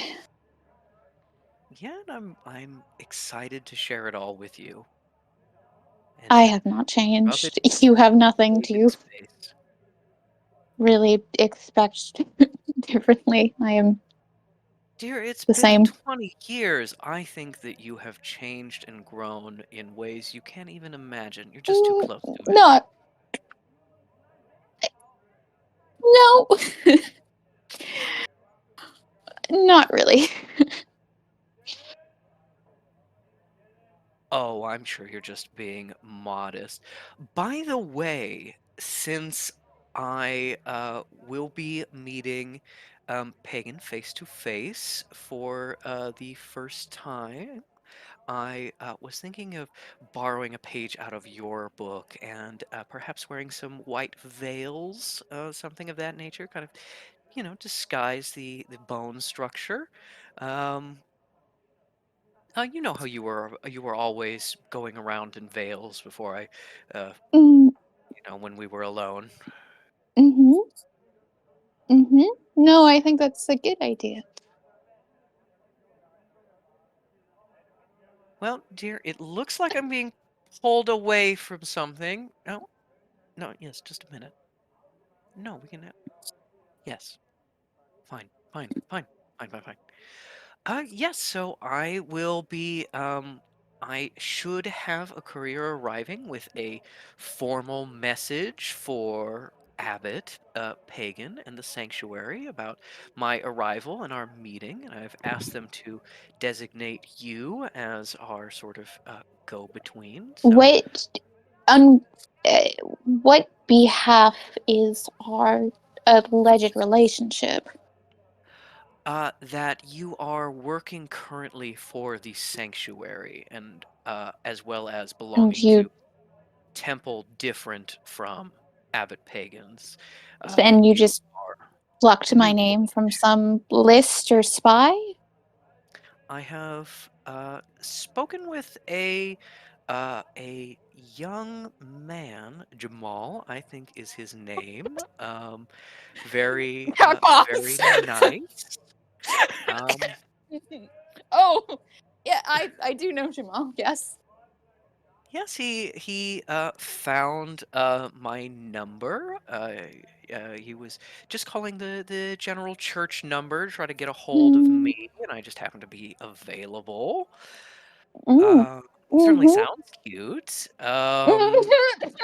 Yes, he told me a little bit about working for you, doing a little bit of Mhm.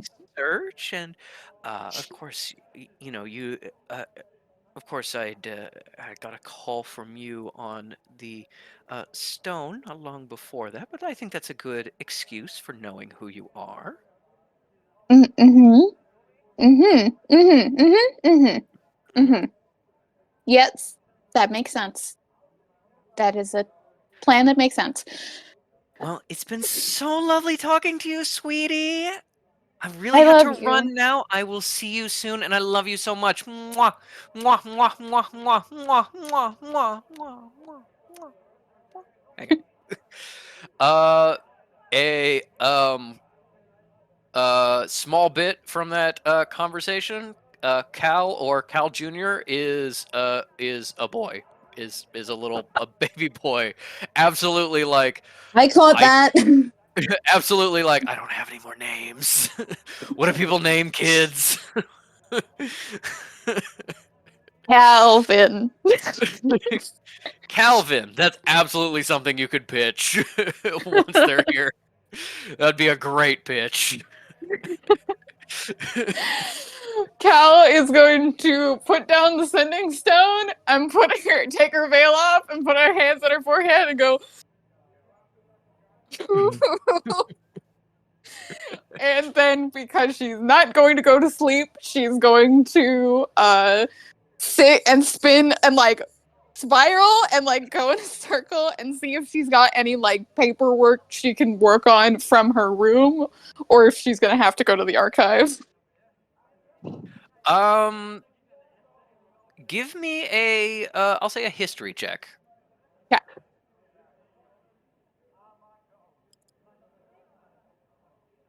Glad you guys enjoyed that. That did not go the way I expected, but I had a blast. It's only a 7. Delicious. It's only a 7? Yeah, you start to work on some stuff and realize that you don't you don't have all the resources you could use. There's a couple reference books you need to double check, some records that Jamal dug up for you that you've gone through but haven't gone through with a fine-tooth comb yet. So you probably would need to go and work in the archive. And it's possible he's off work already if you want to find Jamal, but it's also possible he's not. So if you want to work with him or work alone. Yeah, Cal's gonna do a quick, completely unrelated to Jamal, shower and then change into non-ruined dusty clothes. Yep. And then get out the Jamal compass. All right. You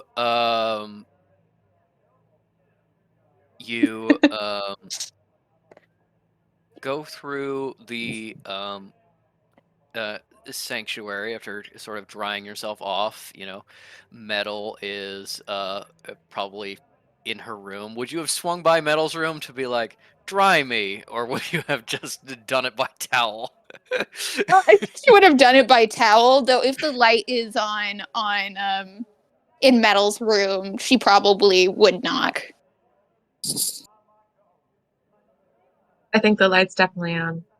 Mhm. Yeah, she'll knock really quick. It's Cleric Hello? Denier.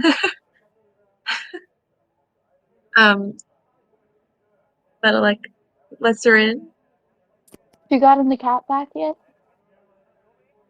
Say the cat? The cat? Swift Rabbit? Did you forget about the cat? Wait, but where did we put her? We gave her to like Dirk or someone like this. Yeah. Did we really? Yeah. Yeah. My buddy? Somebody's guy? watching her. Yeah. I think it was I think it was I don't It think we might have been- established. We just said we gave her to somebody. Yeah, I was gonna Yeah, say it I might think I remember.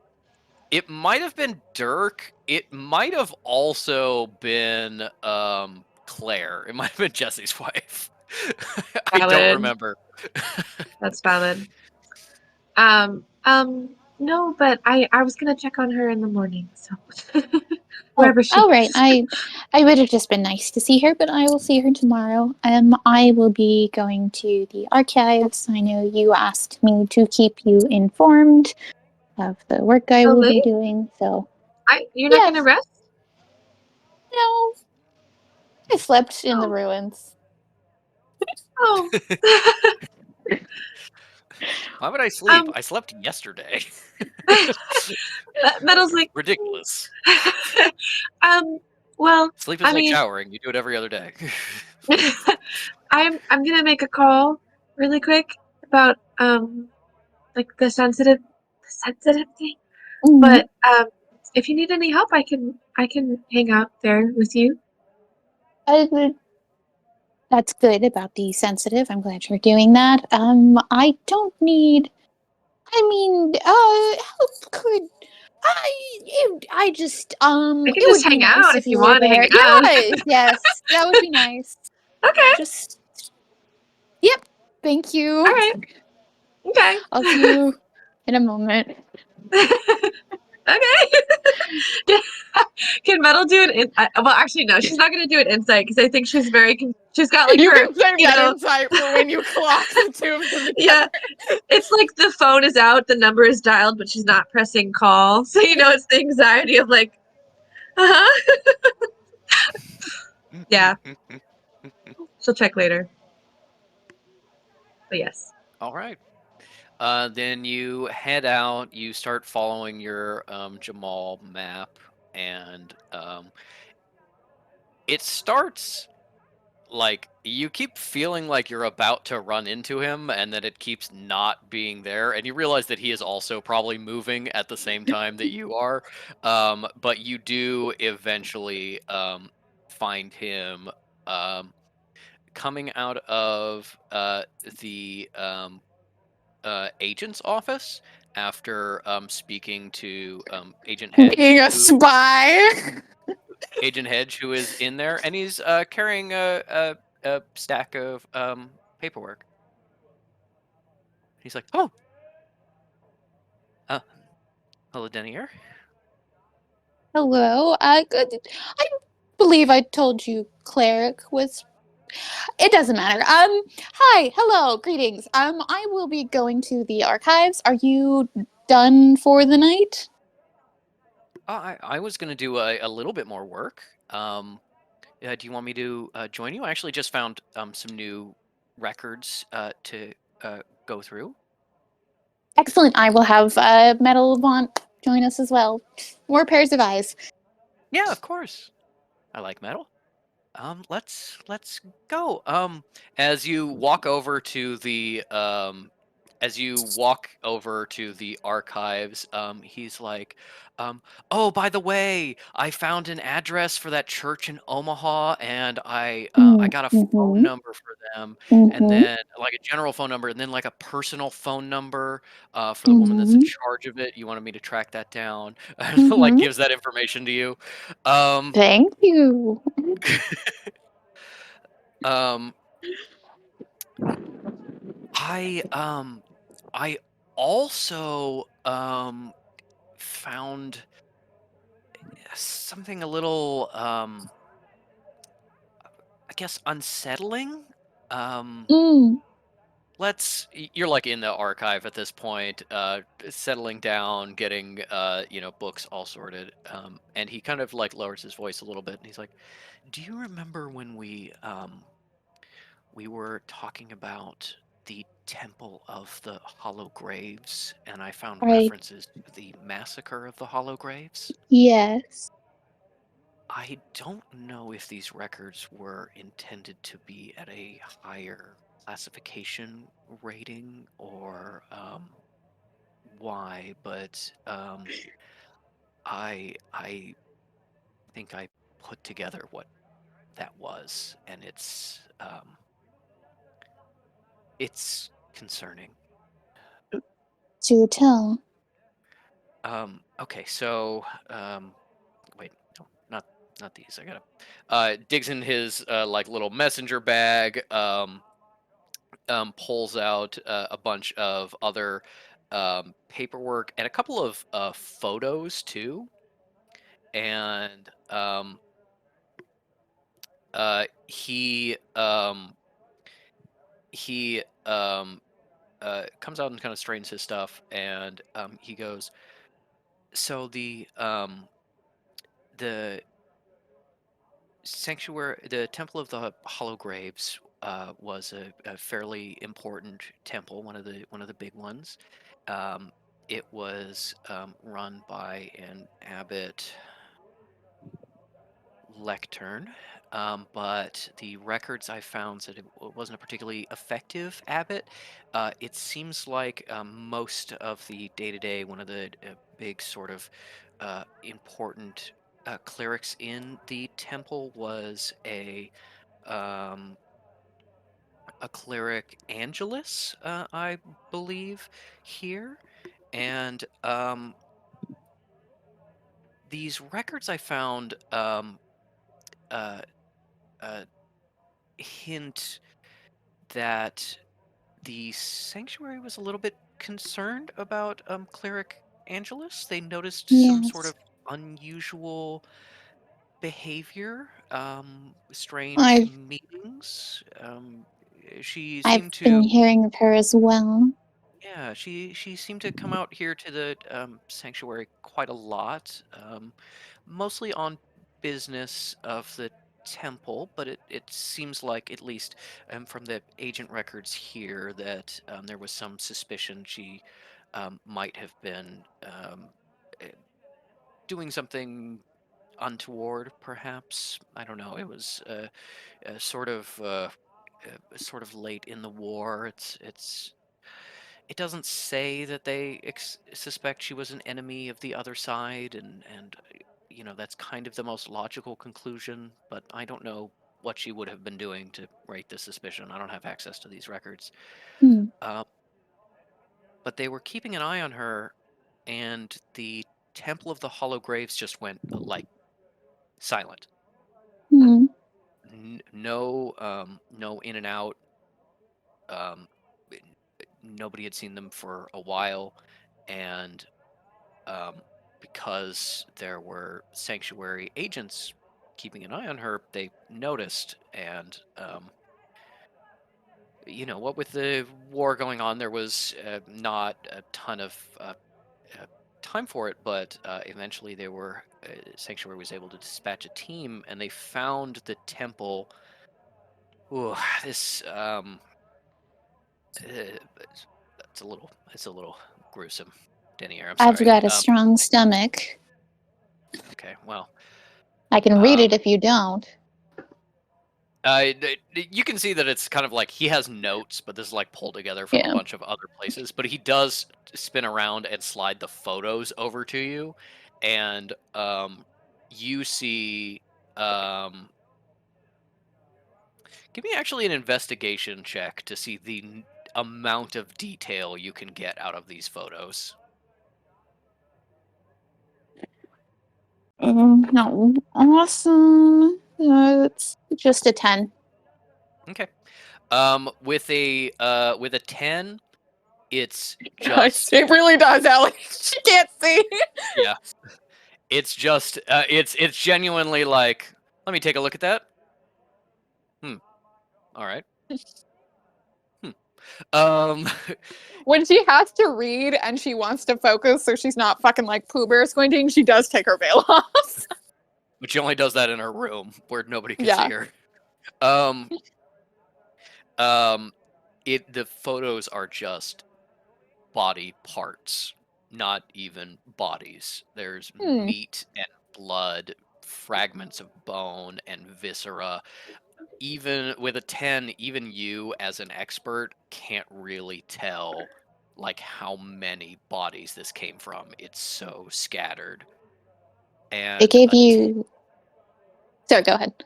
10 is high enough that you see in one of the photos there is a work table with bits of people kind of slumped against it, and mostly out of frame, clearly not the subject of the photo, is a soul knife sitting on a table.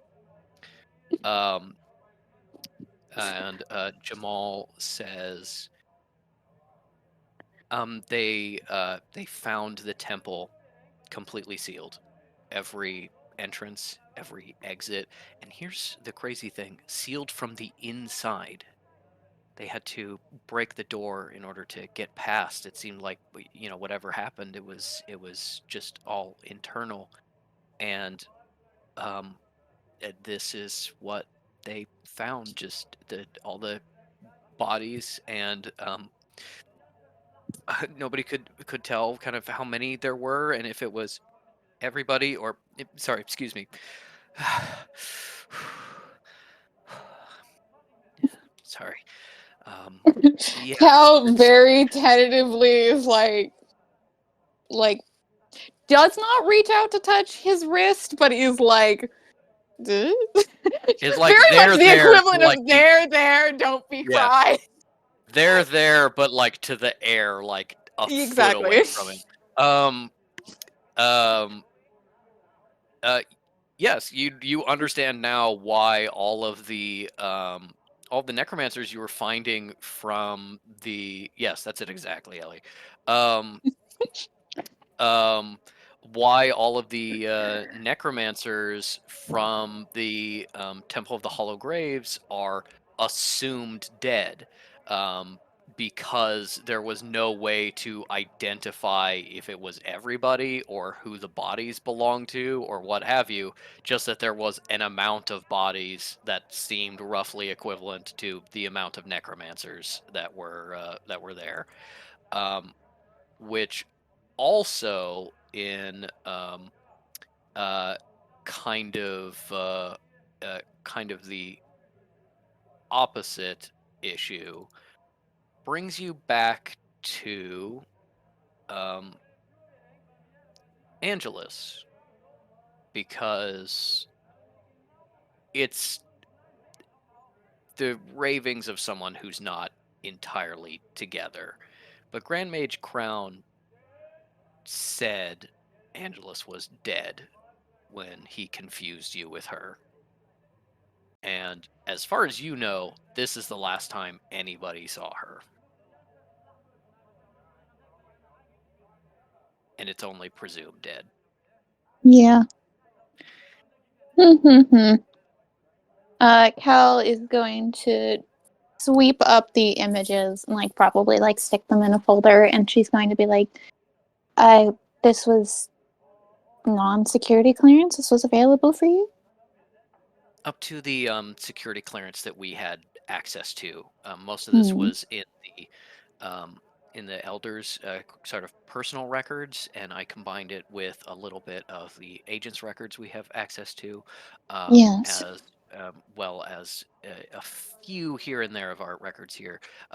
Did also include the actual location of the temple, if you wanted to explore it yourself. Although Yes. I have seen some notes that the temple had sort of a flooding problem. It's possible it may not be in sort of good shape. You know, it might be more like a cave exploration Ooh, than anything else. interesting. All right. Jamal, I will take your judgment on this. Does it strike you? Is it all suspicious? This information so easy for you to get? I mean, I don't think it was easy. You know, I really had to put a lot together, lots of bits and pieces. You do genuinely see that his notes are like, here's an entire report. I pulled out one sentence that I put together with another report that had one sentence. Like there was a lot of building here that he's been working on. I don't think it's suspicious in any way, but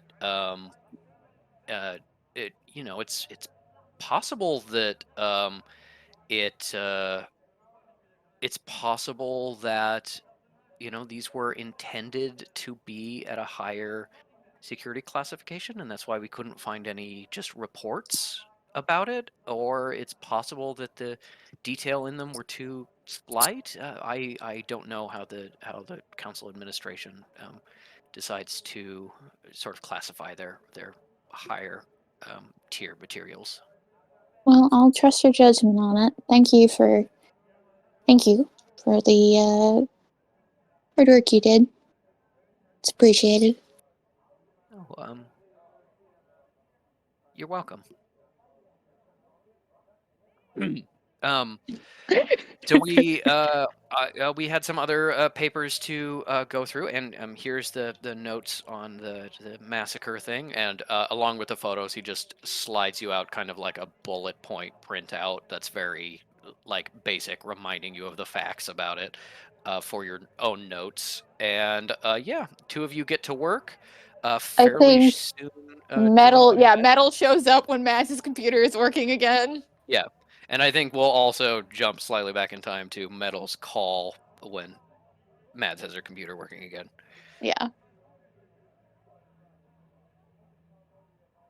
That's so cute. I would just like to bring up next on the fish agenda in my brain. Who'd we lose? Mads? Goodbye. Bye.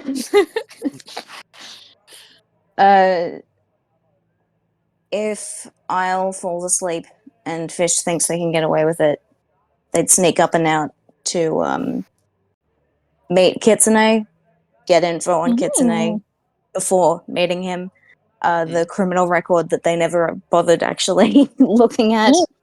Yeah. And just being like, hey, let's get this the fuck over with and you can get out. Anyway, that doesn't even have to be today. I just wanted to let you know. Thank you. So you are trying to do this behind Isle's back, right? Yes. Okay. Give me a Constitution check with disadvantage because you are still so fucked up. Awesome.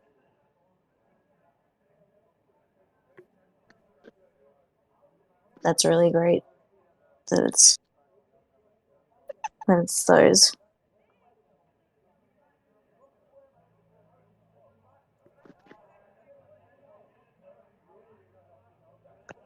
What was it?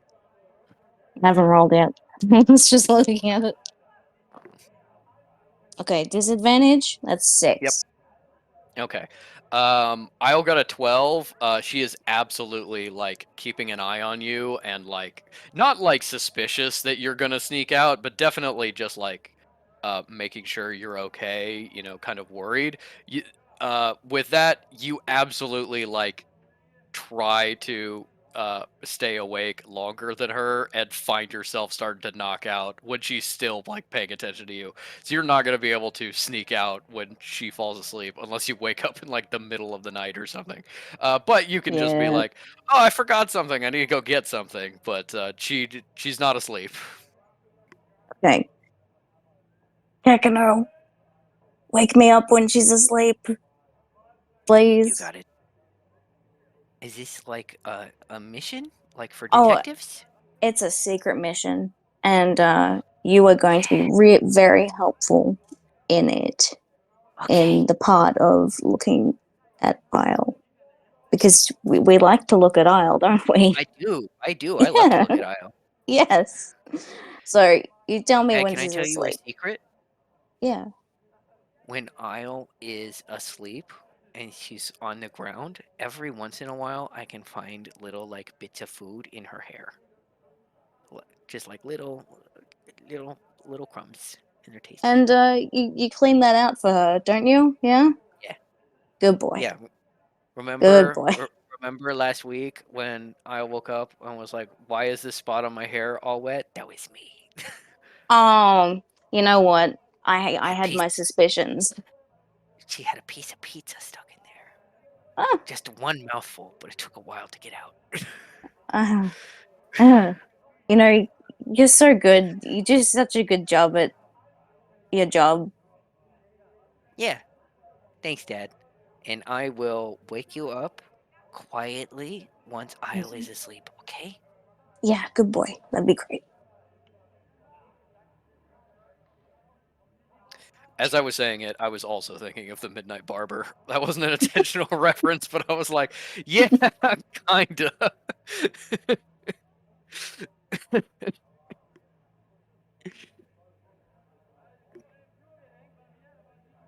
Okay, we can jump forward in time to you sneaking out while Mads figures out her computer issues, if you want.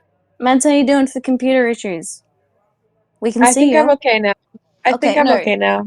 it can be Yeah. your turn. It's your turn now. Sure. Yeah, Okay. that went out. We're back in. Everything's good. All right. So yeah, you make your call. Yep. I think her hands are shaking, but she dials all the numbers. All right. As the call goes through, it rings once and then twice, and then picks up, and you hear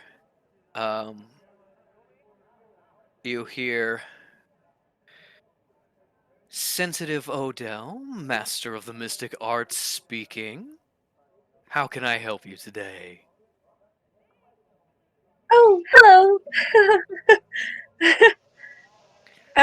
Hello.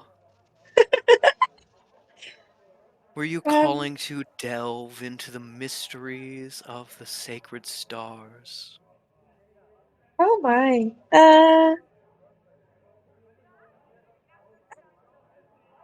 Just wondering if you were available for a consultation. Oh, of course. Tarot, palm reading. What is your fancy? I just got some Tibetan incense that give you visions of the future like you wouldn't believe. Oh yeah. No, I'm calling um about like for a sensitive um I'm A trying to think of how sensitive, as in. magic type Oh, okay, stuff. good. Um, yes, yeah, of course. Sorry, I tend to work as a psychic for the Oh, mortals. okay. Oh Um, goodness. Okay. Perfect. Wonderful. yes. Sorry, you needed a independent sensitive. Yes. All Um right. Just for a consultation. Let me see. Are you local? um yes. In Ottawa. Oh yes, yes. Uh, then travel shouldn't be too much of an issue. I have an I can go to you. opening. Can I Yes, go to I you? yes, of course. I have a whole parlor set up in the Oh sure. downtown. It looks like I have an opening day after tomorrow at 9 a.m. Does that work for you? Yep. All Yeah, right. that Could I sounds get your great. name, please? Uh it's Macy. Macy. Mhm. And a last name, Macy? Um hold on. Hold on. This is a Mads moment as I try to think of a name off the cuff. It comes to metal much quicker. Um You're like, hold please. Fish! Give me a fake name! no, what's a name that starts with V? Guys. Name. Vellum, Vine, Vantage, Yes. veneer, Oh yeah, Vine is cool. venue, Okay. Visage. Yeah, I think thank you. visage. It, she does hesitate for a second because she's not good at lying, but she will say, "Oh, Vine, sorry. Yeah, it's Macy Vine. You know how it is." Excellent, Macy Vine. All right. Um, and there is the issue of the consultation fee that will be 10 gold to start with. And Okay. then, depending on the issues that we may face, follow up appointments to actually resolve these issues will be more depending on sort of the work involved, special materials I need to get, things like that. Would you mind telling me just very quickly what issues you are experiencing that I can help you with? Uh, just uh just some memories I'd like to recall that I can't really recall anymore. Oh, yes, no, I see that all the time. Mhm. Yes, I'd say that's one of my specialties. And who was it that referred you to me? Um Sam wait. He found him just by like searching Uh, around or whatever and he talked to him. Uh, Samuel said he like asked he like checked around and like a friend of a friend knew this guy. So you probably can't give like a direct reference, but Yeah. it's genuinely like small business owner.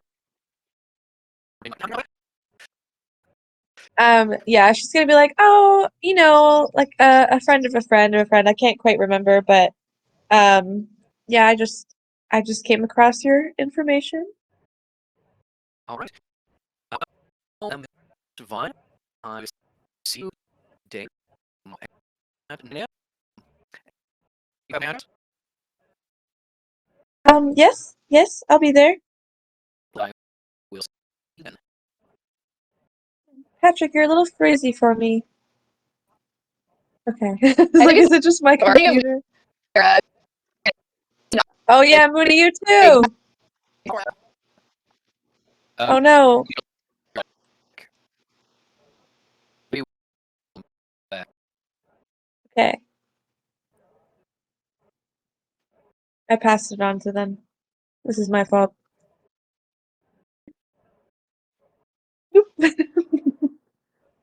You know, Mads, this could be a great opportunity.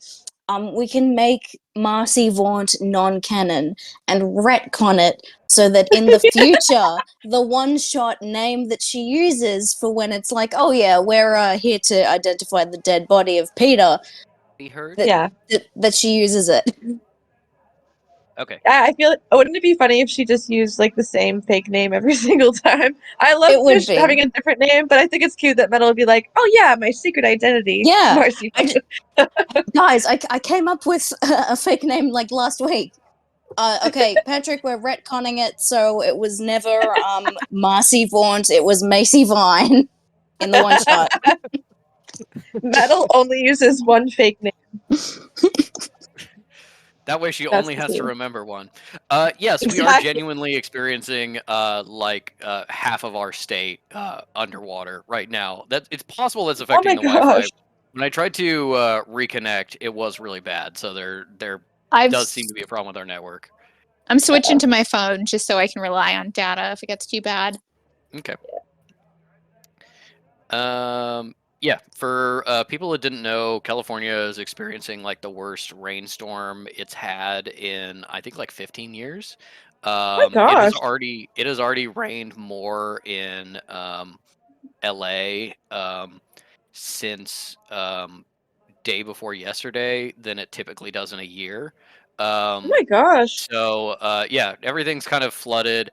San Diego's really fucked up because they're all mountainous, so they have the beach overflowing, so like all of their streets near the beach are entirely underwater, like genuinely uh, it being driven on by pontoons and canoes, and then everything else is in the hills, which means most of the roads are gone from landslides and mudslides.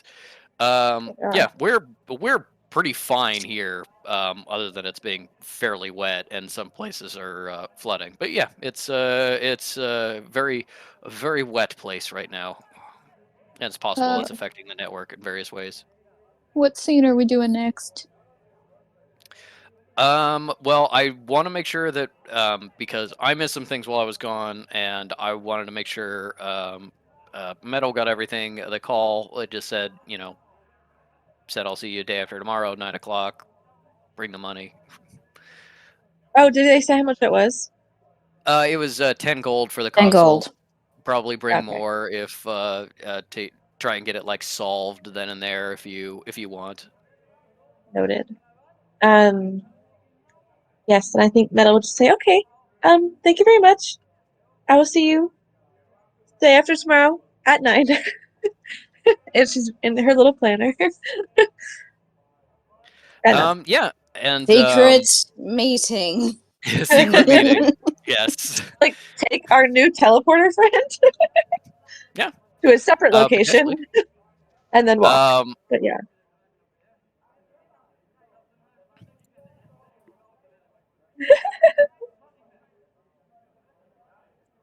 it's so exciting. um, yes. So I think that just takes us to Fish sneaking out in the middle of the night.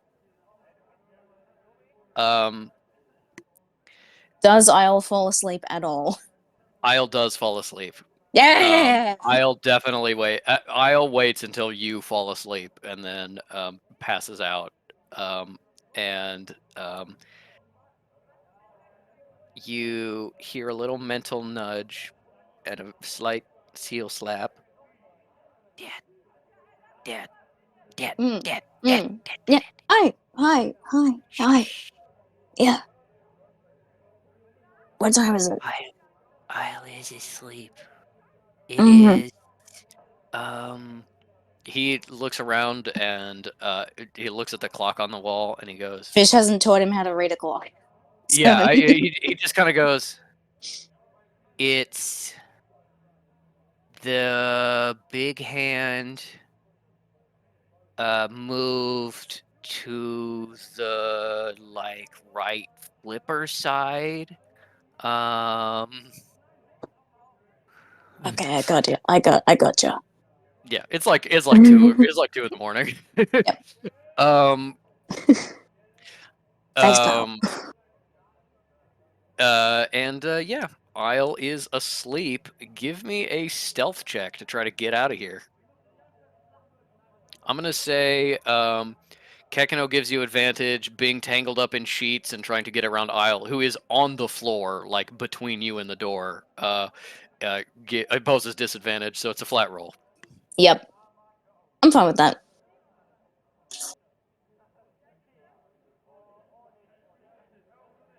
$19.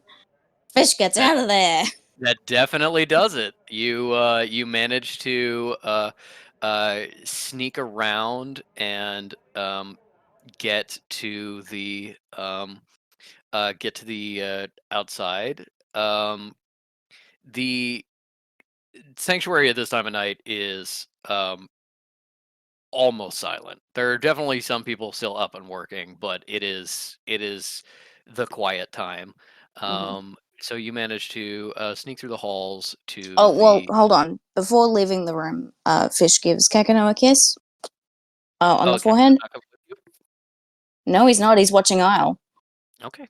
He's got to watch Isle Yep. to make sure. And, you know, Fish is every now and then going to, like, press their ear to the ground to be like, all right, tell me if she's awake. Mhm. Give Kakano a departing kiss and Isle a departing kiss, which they can get away with because they rolled 19. And yes. Yes, they can get away Yeah. with because they roll 19. Um, and you slip out. Kekino is watching Isle. You get the sense that with Kekino's abilities have kind of been changing and adapting a little bit, aka level up before last. You Yep. increased his stats. Um, you get the sense that for most of this sanctuary, you are now in range of his psychic communication. There's Mhm. definitely some places you could go a little far while staying within the sanctuary itself, underground, but most places you'll still be able to hear him and he'll be able to stay in contact with you and tell you that Isles doing okay and still asleep. Yeah. The reason for leaving him behind is twofold. One, keeping him to keep an eye on Isle. Mhm. And two, because when they encounter Kitsune, they may be exhibiting undeadly behavior. All right. Um, as you sneak through, you're looking for Kitsune's file, which you find in Yes. kind of the justice files in the agent's office. There is a agent you don't recognize at Agent Hedges' desk, just kind of like the relief coordinator when he's not on shift. But he seems to recognize you and kind of gives you a nod as you head in, and you very Does quickly Fish find outrank this guy? uh in like in the way that like a captain of the navy outranks like a lieutenant in the army or something like that. It's like parallel paths, but yes. Yeah, Fish gives him that look like I outrank you like a captain in the navy. Does a Yeah. lieutenant in the army? um you're higher tier, but you're not in his chain of command. Mhm. And you go into the records and you find a file for a Kitsune Oshibiri. Um you see a description of Kitsune, a photo in which he clearly knew the photographer was there. It's like a passport photo. He's just kind of like, Yeah. um, and uh, there is a alert in which agents and law enforcement, as well as allies, are supposed to keep an eye on when he crosses the border into Canada, just so people know generally where he is and if the sanctuary has to deal with him soon. There are no active warrants for his arrest, but there is a lot of there's a lot of fines and some jail time for various crimes, mostly scams, some theft, um, but almost entirely just like scams and lies. There is a short segment that's his like expected um, powers they have reports of, which is not quite as complete as kind of what you've seen just being around him for a little while. Um, and yeah, just scam, scam, scam, scam, scam. There's definitely a bunch of stuff that they would like. He's a person of interest in, and if these were more recent, they would definitely kind of be talking to him, but there doesn't seem to be any evidence in this file indicating that they have enough to like charge him or even really make an effort to bring him in for questioning. But you get the sense that like he is a very prolific low level scum. Mm-hmm. It's not he does a lot of bad stuff, but most of it so inconsequential and mostly happening to not great people that nobody at the sanctuary is going to give a shit about trying to bring him in, even if they like had evidence against him. But you do also understand why he decided to stay upstairs in the hotel rather than coming down, because he Yeah. didn't necessarily know that. But yeah, that's most of what you get. No history of like violent crime. No violent crime whatsoever. There is notes about being like there is notes that are like very passive voice, like this guy was injured in the commission of this crime, and if you are more curious you can like pull up the records of those, and it's like oh yeah, no, he got caught in a scam and somebody tried to throw a chair at him and missed and nailed this other guy or something like that. Definitely not like Kitsune is roughing people up. Mm-hmm. It seems entirely Okay. nonviolent. Mostly lies. It sounds good. Uh, Fish will put the file back so no one suspects that they were here. And just do a real quick Eldritch Sight to see if there's like any lights through the walls to indicate that there are nearby sorcerers. You can see through the kind of open door, the other agent at the desk. You don't see anything. You kind of get the sense from when you used it before in the attack by the ant constructs that the walls are decently thick. They're not like specifically shielded against kind of magic senses, but just kind of by nature of being thick walls underground, you don't get a lot of detail of like rooms next door.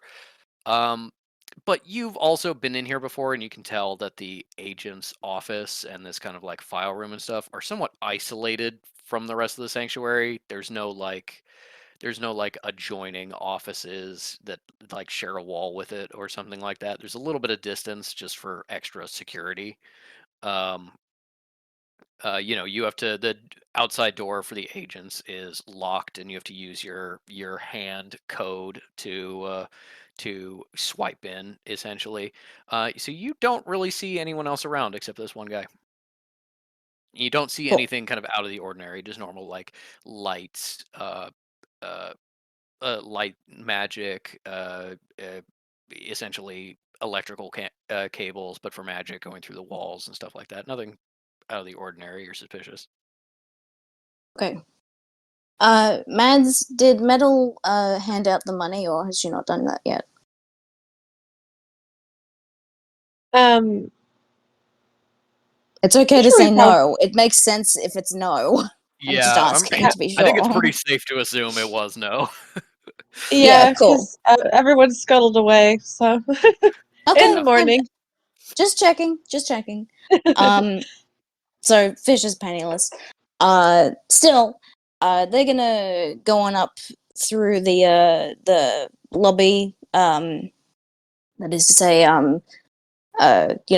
exiting the sanctuary, going up, Mhm. then in the hotel, then going to find Kitsune.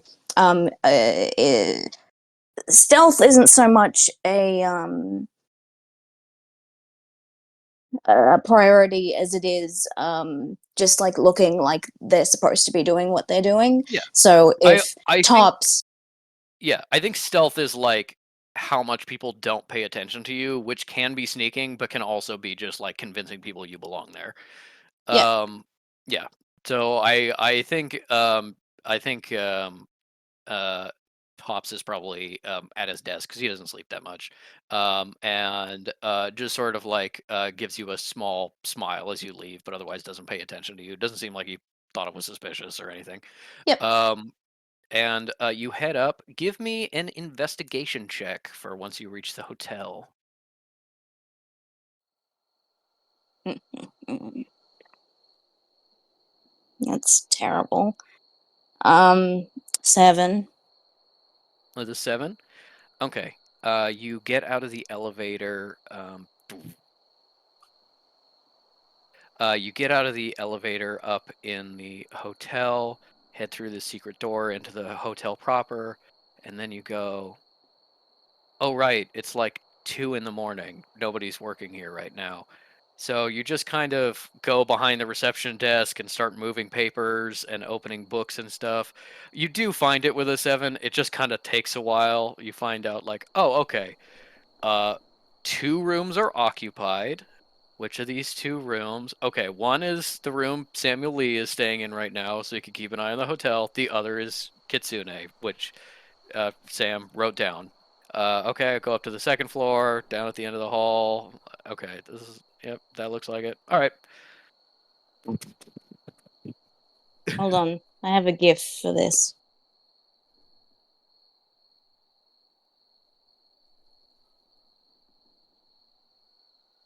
This is what they're going for. If you want to give me an attack roll, you can. Okay, security cameras don't exist yet, so let's do it. Yeah, give me an attack roll. Ugh. That's unarmed attack. So D20 plus your strength modifier plus proficiency. So that should be I don't like believe plus there's 3, plus 4. Yeah, plus 4. D20 plus 4.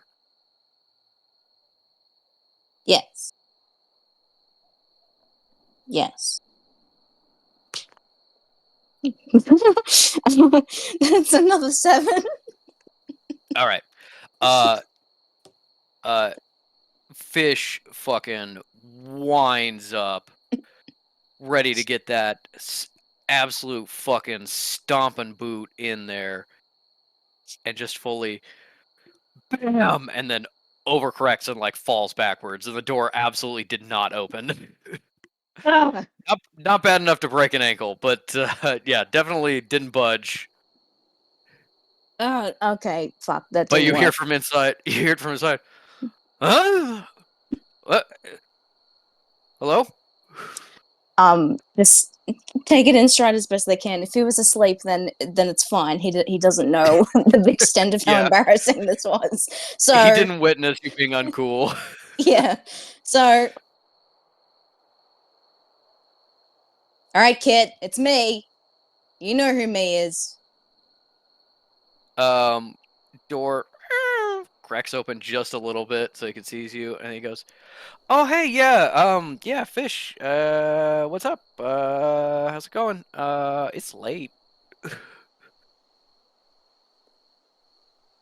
Easy, are you? It sure is. Oh, wait, you're very tired, are you? I was ready to get started right away. Oh, um, yeah. All right. Okay. Yeah, sure. Come in. Um, he he lets you into the room, finds clothes because he was just in like boxer briefs, and then uh uh just kind of like sits down on the floor on a clear space by the bed. He's just like, yeah, pop a squat and let's talk. Fish does not sit yet. They stand, like, doing like a pose they learned from Sinner from observing him. Yeah. Yep. And quick scan of the room. I don't know. Would this be perception, investigation? What would you recommend? They just want to see what they can get of the lay of the land, if anything. I'd say a perception for that. Okay, that's cool. 10.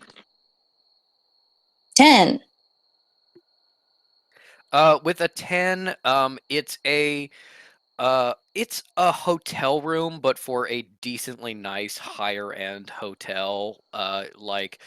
Um, when you were traveling with Isle, every once in a while, and when you were traveling in general, every once in a while you'd stay in a hotel or a motel. The room is probably about 3 times the size as a typical hotel room you've seen.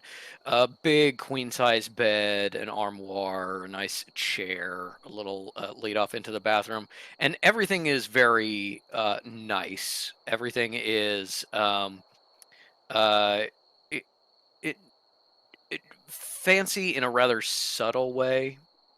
Um, you can't like price out what things are worth, but you're like, that's good looking furniture. This is high quality stuff. You also rolled high enough to see that Kitsune has um, unscrewed and removed all of the light switch covers, which have like some gilding on them, and those are clearly like away in his bag. So there's just like loose electrical in the room, which uh, kind of ruins the ambiance, but otherwise is fine. But yeah, there's like a little closet off to the side. It just seems like a fairly standard, if very nice, hotel room. Okay. After this assessment, they are satisfied, nod to themselves, and oblige him and sit, but not like. But this is a casual sit, and it's a power move as a casual sit, and this is the sit.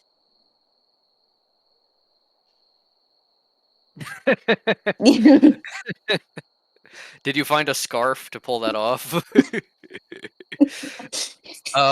Yeah, no, if only. Um, But like, yeah, doing the lean and just like, okay, not looking for a super extensive meditation session or anything, but just tell me what you can right now about anything. I would like to know things. okay. I mean, I figured we'd do a meditation thing, but I guess we can wait on that if you want. Oh God, sorry, I gotta wake my brain up. All right, Mm. so the gods and godkin and stuff, right? Um, so basically, like, um, you got kind of the source of magic, which creates magical stuff that goes through the something, and then you got people in the material world, in the kind of mortal world, our universe, and they're sending out kind of like thoughts and emotions and stuff like that, and they interact a little bit with the magic. Kind of everybody's got a little bit of magic, even the mortals is like tiny little sparks and stuff. And so the magic and the mortals kind of like interact with each other, and that's where gods come from. So like um, you're a mortal guy in, let's say, like ancient Japan, right? And you're like, this is the god of thunder, and you start worshiping and stuff like that. You know, maybe kind of the thoughts of you doing that, a bunch of other people worshiping, kind of like creates a god of thunder in like the way in between. You know, they get kind of form and ability to influence their realm, and then if it becomes like a bigger thing, then maybe they can actually like work with thunder or something like that, have some influence over it. But if they're like, oh, this is just, you know, Japanese guy, then maybe they've got like a lot of power, but only in Japan. Or maybe it's like, oh, this is just like a general kind of spirit of like, I don't know. Do you like Mexican food? Like a god of burritos, right? It's like burritos are universal because everybody loves burritos. Maybe you got like a little bit of power, god of burritos, but that's everywhere, you know, that's worldwide. Um, so you get these kind of like you get this kind of like difference of you know, very specific kind of like worshipped religious type gods and stuff on the one end, and then on the other end you've got like um kind of like larger concept stuff, like you know, not particularly human, but kind of like a being of life that like helps control life and stuff like that. Um, so there's kind of like a lot of variation and kind of like strength and ability and stuff. Um, so like basically like gods exist because of people and what people do, Because but people don't. believe in them. Yeah, because people believe in them, or even just like sometimes it's not about belief. Sometimes it's just like the things they do, um, like eh, you know, sometimes it's like, oh, somebody invented something, and then there's like a god of like that thing or something. Even though nobody's worshiping him, he's kind of like the representative of that like idea, if that makes sense. There's like, you know, million billion of them, and they're all like pretty weak, but sometimes they've got like influence. Some of them are stronger, but you know, we're mostly talking like the ones that are like definitely real, not like the kind of like fictional big guys. You know, we're not talking about like the Dreamer or the Uh, Leviathan beneath or Gog Magog or whatever. So you don't know all of this. uh, Um, yeah, just don't be so quick to write off whole mythologies and belief systems. Anyway, Kitsune, in this whole gods representing things, what do you yeah. think you represent? Well, I know because of my grandma. You want like personal history? Go ahead. Well, the gods, you know, got a lot to do with kind of the earth and people, but you can't necessarily like have a lot of influence day to day, you know, but some of them can if they kind of like save up power and stuff. And sometimes, you know, kind of when a bird loves another bird, they make a bee or however that goes. Sometimes they have like a kid who gets like some kind of godly power, or sometimes there's like a blessing from a god, and that's like a non-sexual thing. Although sometimes it's a sexual thing, or just kind of like somebody spends a lot of time in like a godly realm, and that's how you get like us. You get the godkin, just kind of like here. So like for me personally, my grandma is a goddess, and my Congratulations. thank you. And my dad, he kind of invented a new strain of rice that was more like drought resistant, was really like helping feed a lot of people.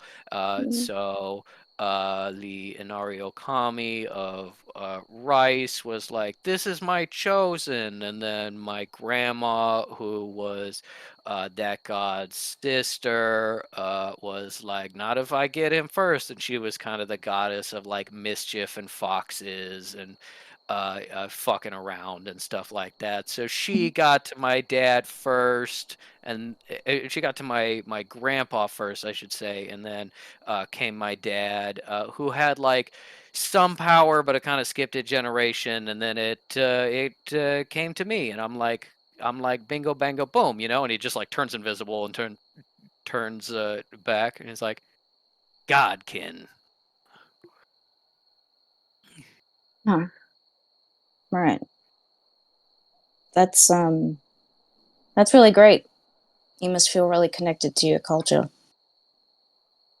I mean, I go back to the homeland. I'm fluent, but mostly it was my parents who were kind of there. I traveled all over, but I've been kind of here on this continent for a while. But yeah, It's a good one. yeah. I mean, where else can you get hot dogs? Um, uh, no, you know what? You're right. You're wrong about a lot of things, but you're right about this. Um, you know what? I appreciate you telling me your story. Uh, I'm just having trouble connecting it to. Actually, no, no. Mischief, foxes. That's why you're such a little shit, right? Yeah. Yeah. Okay. Well, the last thing I think, just because before our deal is complete, is I was going to help you kind of find whoever your relative is and like help you with that. I don't know, but I think my grandma might. If you want to meet her, you might need to like owe her a favor or something. But I don't know. I could show you how to do that. Uh, But sure. that's the meditation thing that you didn't want to do. Yeah. I really mostly came here to just show you that I know where you are, and I'm gonna loom over you scarily if I feel like it. Do you Okay. think did that come across well? Like, do you slight intimidation I or anything? I think so. You Mm, woke me up by, it sounded like maybe kicking my door really mm. hard, and that was pretty startling. Um, yeah, I mean, it doesn't super make me want to like stay around, you know? Okay, but we Uh, have a deal. yeah, yeah. Yeah, no, I'm definitely staying around for the deal. Just Give a that. And deception check. oh, okay. Roll insight against that. I'd like to, yeah. Insight upon him. Insight be upon you. Oh, that's fucking terrible. 7. What is it with the sevens? This is not okay. It was 7 total? Yeah. Okay. Let me double check Kitsune's stats.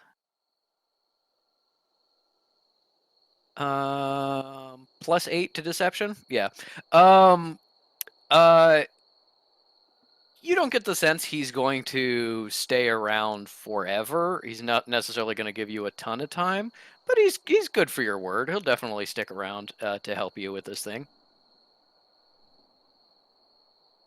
Believing that, Fish goes, I I personally don't particularly like you, but I get that you're doing me a favor and I really appreciate it. So like don't worry. I'm not gonna have you arrested and jailed down in the sanctuary like they absolutely want you to be jailed, you do me a favor, I do one for you. Give me a deception or intimidation check, and we'll see. We'll see how he does. All right. I'm deceiving this man. 18. Um.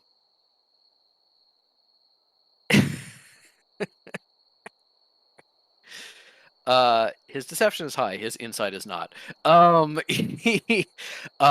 He looks really startled, like he didn't think you commanded that kind of power, and he's like, "No, no, of course, yeah, yeah. I mean, what are buddies for? Doing each other's favors." And I do take this seriously because this is a thing that you paid for that I am doing for you, right? So we got a deal, and we understand that. Absolutely. And Yeah. I was even thinking that if you went above and beyond, uh, I'm sorry, it would have been really cool if I'd had extra gold to put into the middle. So here's what I was thinking, kid. You'll really appreciate this. I was thinking that if I had the gold that is mine, that metal hasn't fucking given me, I would have like taken a bit of it and put it in the middle of the room and been like, "That's your extra." And every time you did something that pissed me off, I was going to take a bit back for myself, lessening your bonus, you see. Do you think you would have gone for that? Would have that been really cool? Probably. That's a pretty hard move, I gotta say. Yeah. I thought you'd Yeah. appreciate it. Shame that she doesn't get shit done on time. It's okay, we're all going through stuff. Mhm. So just imagine that I've done that and that there's a theoretical bonus in it for you. If you get me info that helps me. And I suppose so far you've done that. So not taking any pieces of gold out of the extra pile. All right. Well, do you want to do the visit thing? Maybe get some of that info? Yes. Okay. Yeah, I guess here and now's as good as any place. Cross your legs, close your eyes. We'll do some breathing, and then I'm always breathing. Sick of that shit. I'm joking. Okay. Fish adjusts their position to be appropriate. Following Kitsune's instructions, he seems a lot more professional when he's giving these instructions, and you get the sense that it's because he's aping someone who taught him. Um, he gives you like a very kind of classical Japanese like Zen meditation walkthrough, and you can sort of feel your uh, spirit, for lack of a better term, kind of disassociate from your body just a little bit, but doesn't have anywhere to go. And then you feel kind of Kitsune's influence, and it's almost like he has reached out and flipped a switch that you didn't know existed, and you can kind of feel the part of your mind that's like a connection to these other places and planes. And Kitsune starts to pull away, and you feel yourself following him. And as you float through the space, you start to hear, very faintly at first, some noise.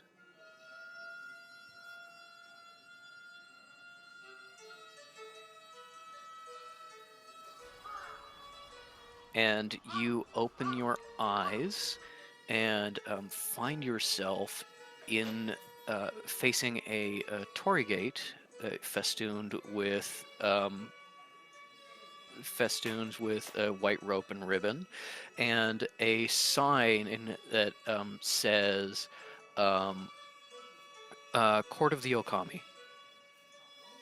you are on what appears to be kind of like a ancient Japanese or like feudal Japanese street, but you realize pretty quickly that the people are kind of not what you would expect. Some people look very normal, but there's also like kind of like floating path of water people, like strange kind of hunched bird creatures and stuff like that. And right in front of you in the court of the Okami, you see a courtyard of gardens and pathways and patches of what seems like rice, and they are being attended to by beings dressed in robes that seem human but have a large fox head instead of a human head. Uh, is Kitsune here with me? Yep, Kitsune is right next to you as you kind of take this all in, and he's smiling. He's actually got kind of a smirk on his face, kind of like, "Yeah, isn't this really cool? This is what I deal with." Fish thinks it is very cool, and like it within them is like a deep sense of longing and jealousy that he gets to have this and is connected to this, and it's like, oh, that's so great and nice. It would be really great to have it for myself. All right, take me to your grandma. Yeah, let's go. Let's go meet the family. Step inside. You're pretty quickly approached by one of the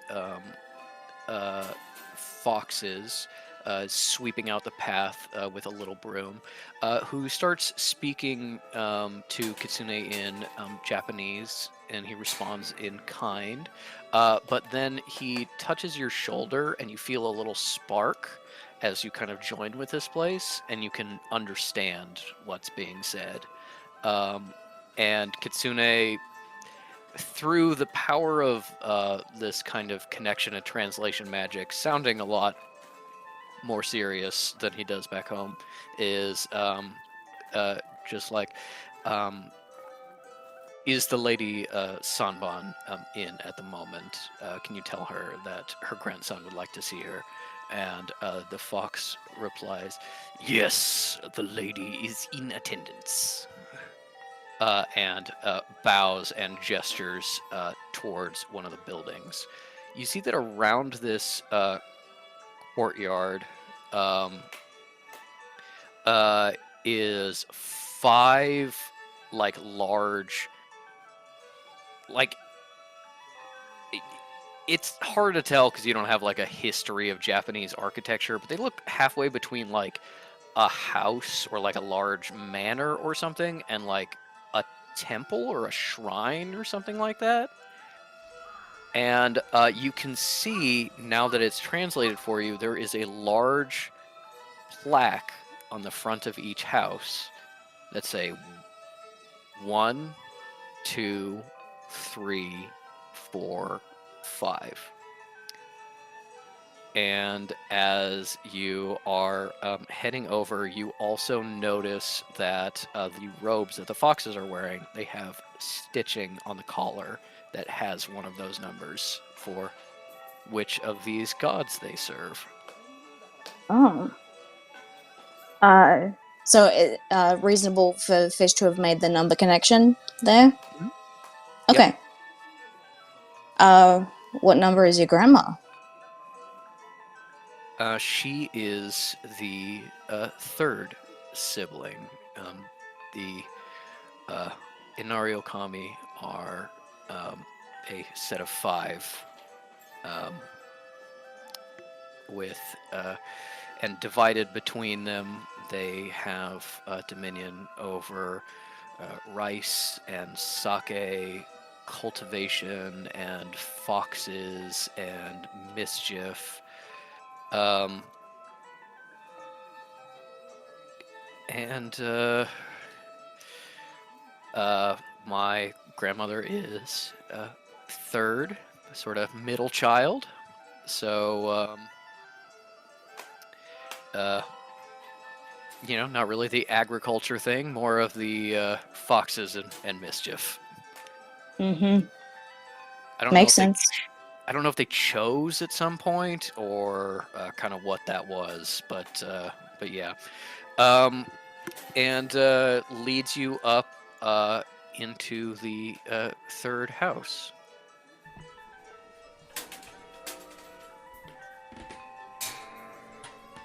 The foxes sort of bow out of your way as you enter a quieter kind of sanctum.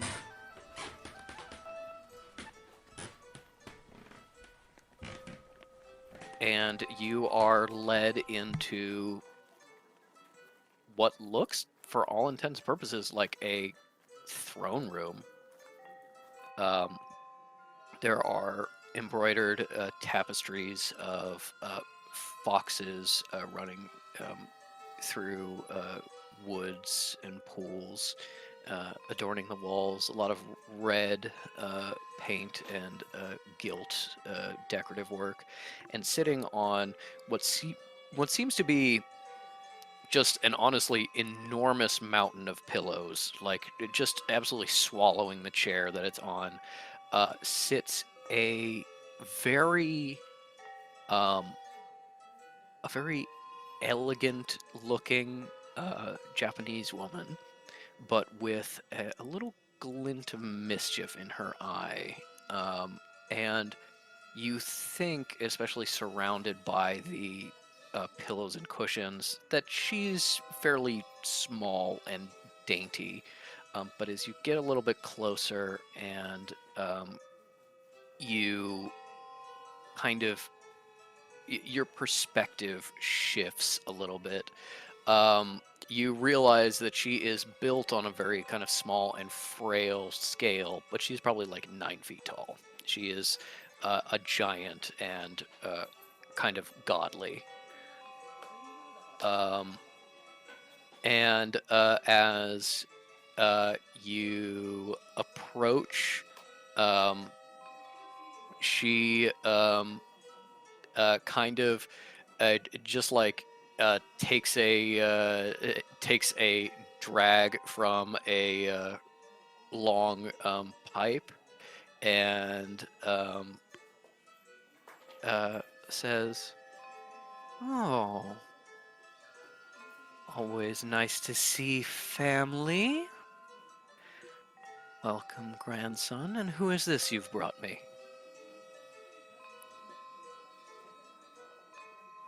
Fish does not say anything yet. Kind of looks at Kitsune. I don't Kitsune know is if I'm... like, go on, come on, Oh, come on. what do I call her? Your ladyship, Lady Inari, um, I think probably those two, unless you want to be disrespectful. Yeah, no, not the plan right now. Um, good evening, your ladyship. I'm, Fish. Pleasure to meet you. Friend of your grandson.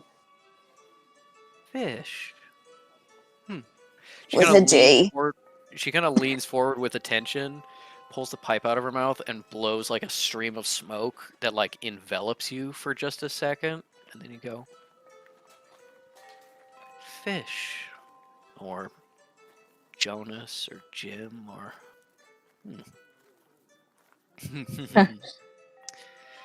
Not that first one anymore. Yeah, John, Peter, Sam. I'm thinking of using that one soon. That's a good one, I think. I like the fish puns for the most part. Salmon, yeah. Yeah, yeah. Well, it seems like my grandson has brought me a new devotee. a new servant who follows my ways. Your ways, ma'am, your ladyship. Um, naturally, what is my first assignment? Hmm. Well, before we do assignments, let's find out how this will cost me. Right. What boon do you wish for your service? I was hoping, obviously, my loyalties lie here, but I was hoping to get into contact with, I don't know, the realm, the people who I would be connected with, the same way your lovely grandson is connected with you. If there was a way for you to help me with that, that'd be very much appreciated.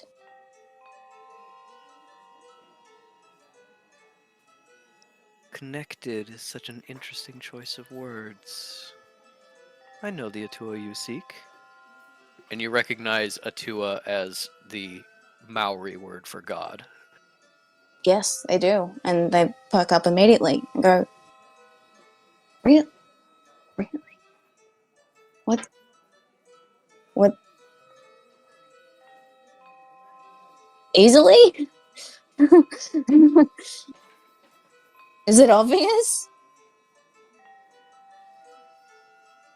Only to someone with the sight to see. Yes. I will put you in contact with the ones you are connected to. I will open the door and guide you on your way there. And in exchange, you will owe me some service. Yes, ma'am. Easy. And he will owe me some service. Yes. Yes, that works nicely. Fish looks at Kitsune because he is the only him that they can think of in this current moment. Kitsune looks kind of confused, and you don't think that's who she's talking about. Oh. Um. Oh. May. You must mean my son. Oh, Kekino. Yes. It would be good if he joined you, wouldn't it? Well, why don't we? She takes her pipe and kind of turns it over and starts tapping the ashes out on her wrist, and it just goes, chit, chit, chit, chit. And a Hekino covered in like pipe smoke just falls out of her pipe onto the ground. It goes, Dad! Oh. Hey, buddy. Maybe keep your voice down a little bit. This is her ladyship. We are treating her with lots of respect. Oh, hello, lady of the cushions. Thank you for summoning me here. This is my dad, and I love him. Thank you. Good boy. How you doing? What an obedient little creature. What a good little son. Yeah. Nothing like Kitsune. nothing like I was. Well, those that follow my path are always a bit hard to raise, I suppose. Kitsune, you brought me a good one. Oh yeah. Thank you very much, Kitsune. Very much appreciated. You shall be rewarded handsomely. Yes. And your debt to me is clear. And Kitsune bows and is just like, thank you, your ladyship. Fish doesn't You may like go. the sound. Fish doesn't like the sound of the debt thing, and has a look at him like, oh, Give me an insight check as he sure. bows and starts to leave.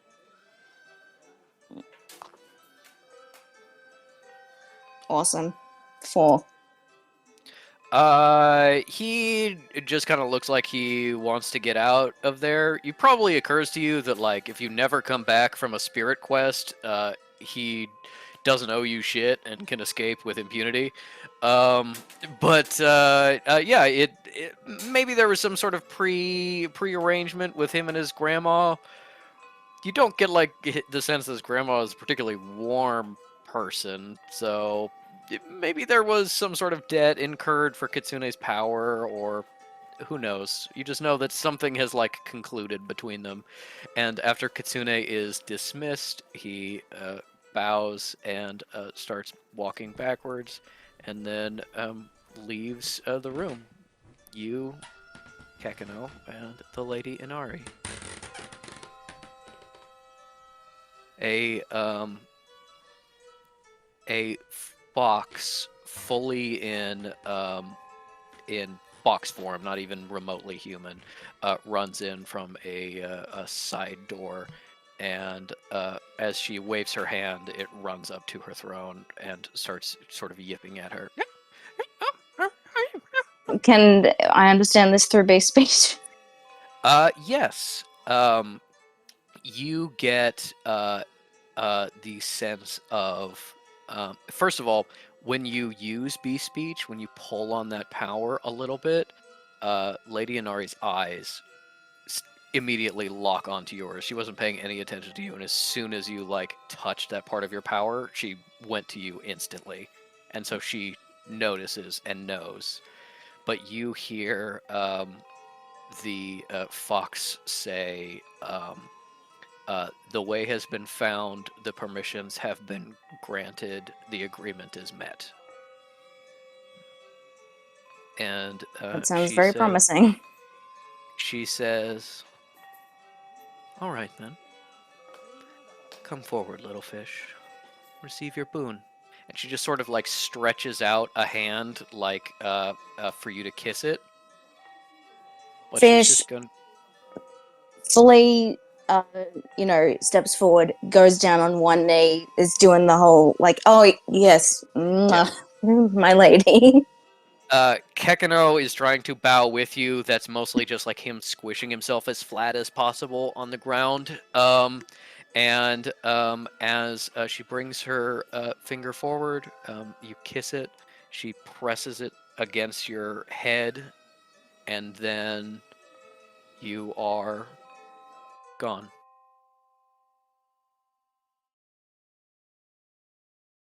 You are nowhere, in no space.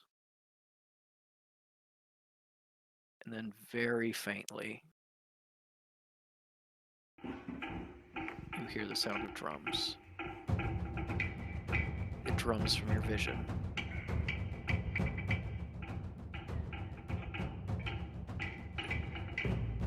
Things start to become clearer,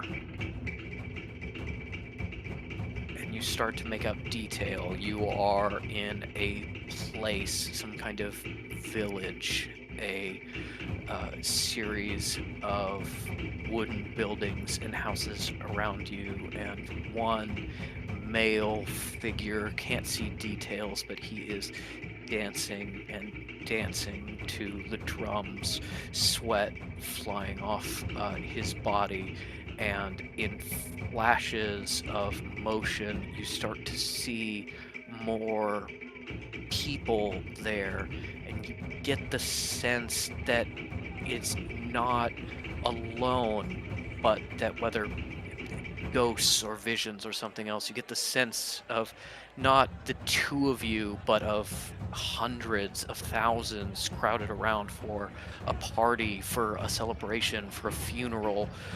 You find yourself seeing for just a moment what looks like Isle, what looks like metal what looks like cow, what looks like your mother, what looks like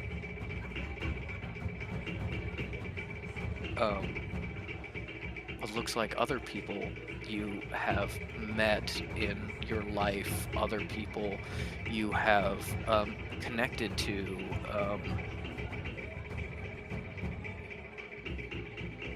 You feel a barrier between you and this place still, but it is paper thin, a call that you just need to push through. Do you do so? Yes. Fish raises their hand as if they can press up against it, like it's a physical thing. And Echo is there looking up at you, and he puts his flipper on the barrier as well. You both start to push, and it gives and it stretches, and then all at once it tears, and you're through.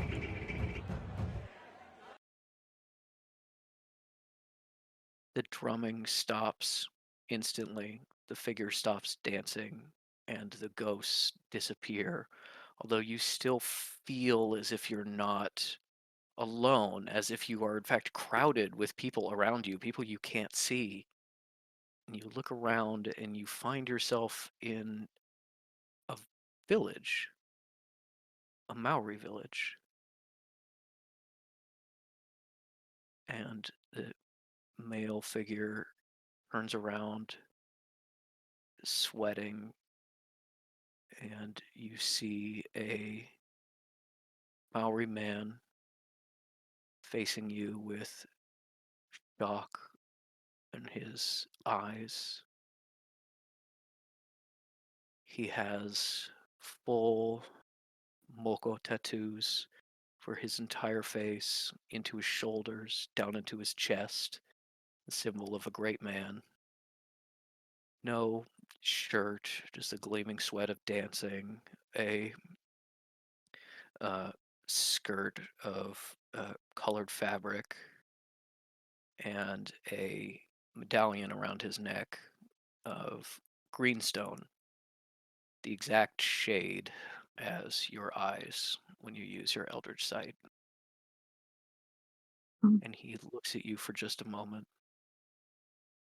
haunted and worn and tired, and he says,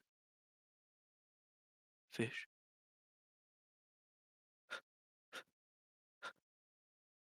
Fish. And this man, powerful figure, is openly weeping, unashamed of it. And he Fish says, still looks away as if it's a thing of like, I'm sorry, don't. embarrassment. Yeah. You're not. You're not to be seen like this, and I don't want to see you like this. He takes a step forward and another, as if he doesn't believe it. And you see Kekino move towards him a little bit, as if he recognizes him, but he's not sure where from. And he says, "Fish, I've been looking for you for so long. I finally found you. My son." Um. And he runs towards you. Fish doesn't know what to do with themselves, so they just kind of like hold out hold themselves like, okay, if you're gonna hug me, I'm accepting of it, but He tackles you into a hug. He lifts you up off the ground and spins you around. He's burying his face in your neck as he spins you around and goes, "I found you. I found you after all this time. Oh, let me look at you." Oh no, I'm not much to look at. No, you're beautiful. Oh, my Hi. uh, um, He said you would come. Oh, I didn't who? believe it. He said you. Kikino? Oh, no. Is this Grandpa? Granddad? Yeah, Kekino. You were reaching out, and I couldn't reach you. I could just send you a little power, and I Kekino. No, fuck. Where am I, Mattis? Uh, he turns over and he walks over to a fence post, and he grabs something off of it, and he walks back to you, and he pulls out a leather akubra beadwork on the band and an emu feather, and he shows it to you, and then he puts it on your head. He says he wouldn't tell me his name, but he told me all about you, and I didn't know you were. I didn't know you were, and I've. He told me so many things, and I've been looking for you ever since.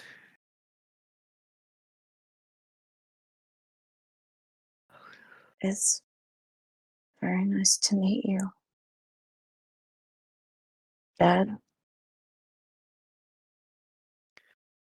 so glad I found you, son. Pulls you into another hug.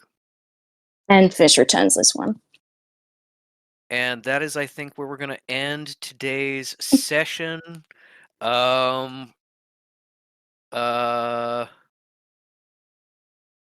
Yeah. Can we Wow. can we at least get the quick metal joining in the archives? Oh my god, Okay. of course. Okay, yeah.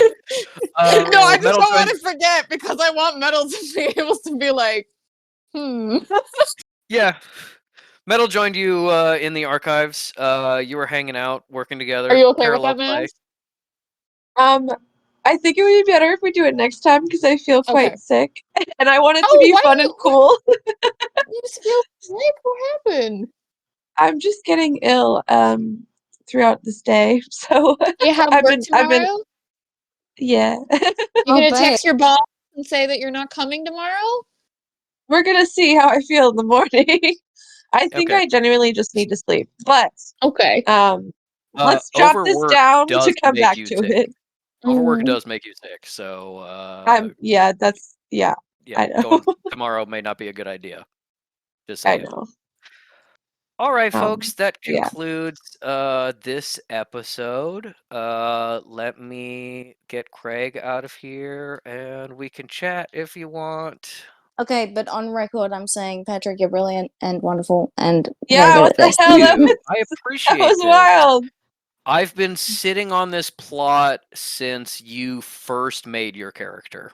There Oh were things there was things I was like messaging you about in regards to this character that I was like, "Are you okay with this? What about this?" And you were like, "Yeah, whatever you think, whatever you think." And I was like, writing this down. Yeah. Brilliant accent. You've been studying the greats, me and Ellie. I appreciate it. I have been trying to do it, and my practice was I did not think very good, but yeah, it seemed like it came out of nowhere, and it was It okay. really You It don't shook sound me. like I was- Crocodile Dundee, and that's the most important.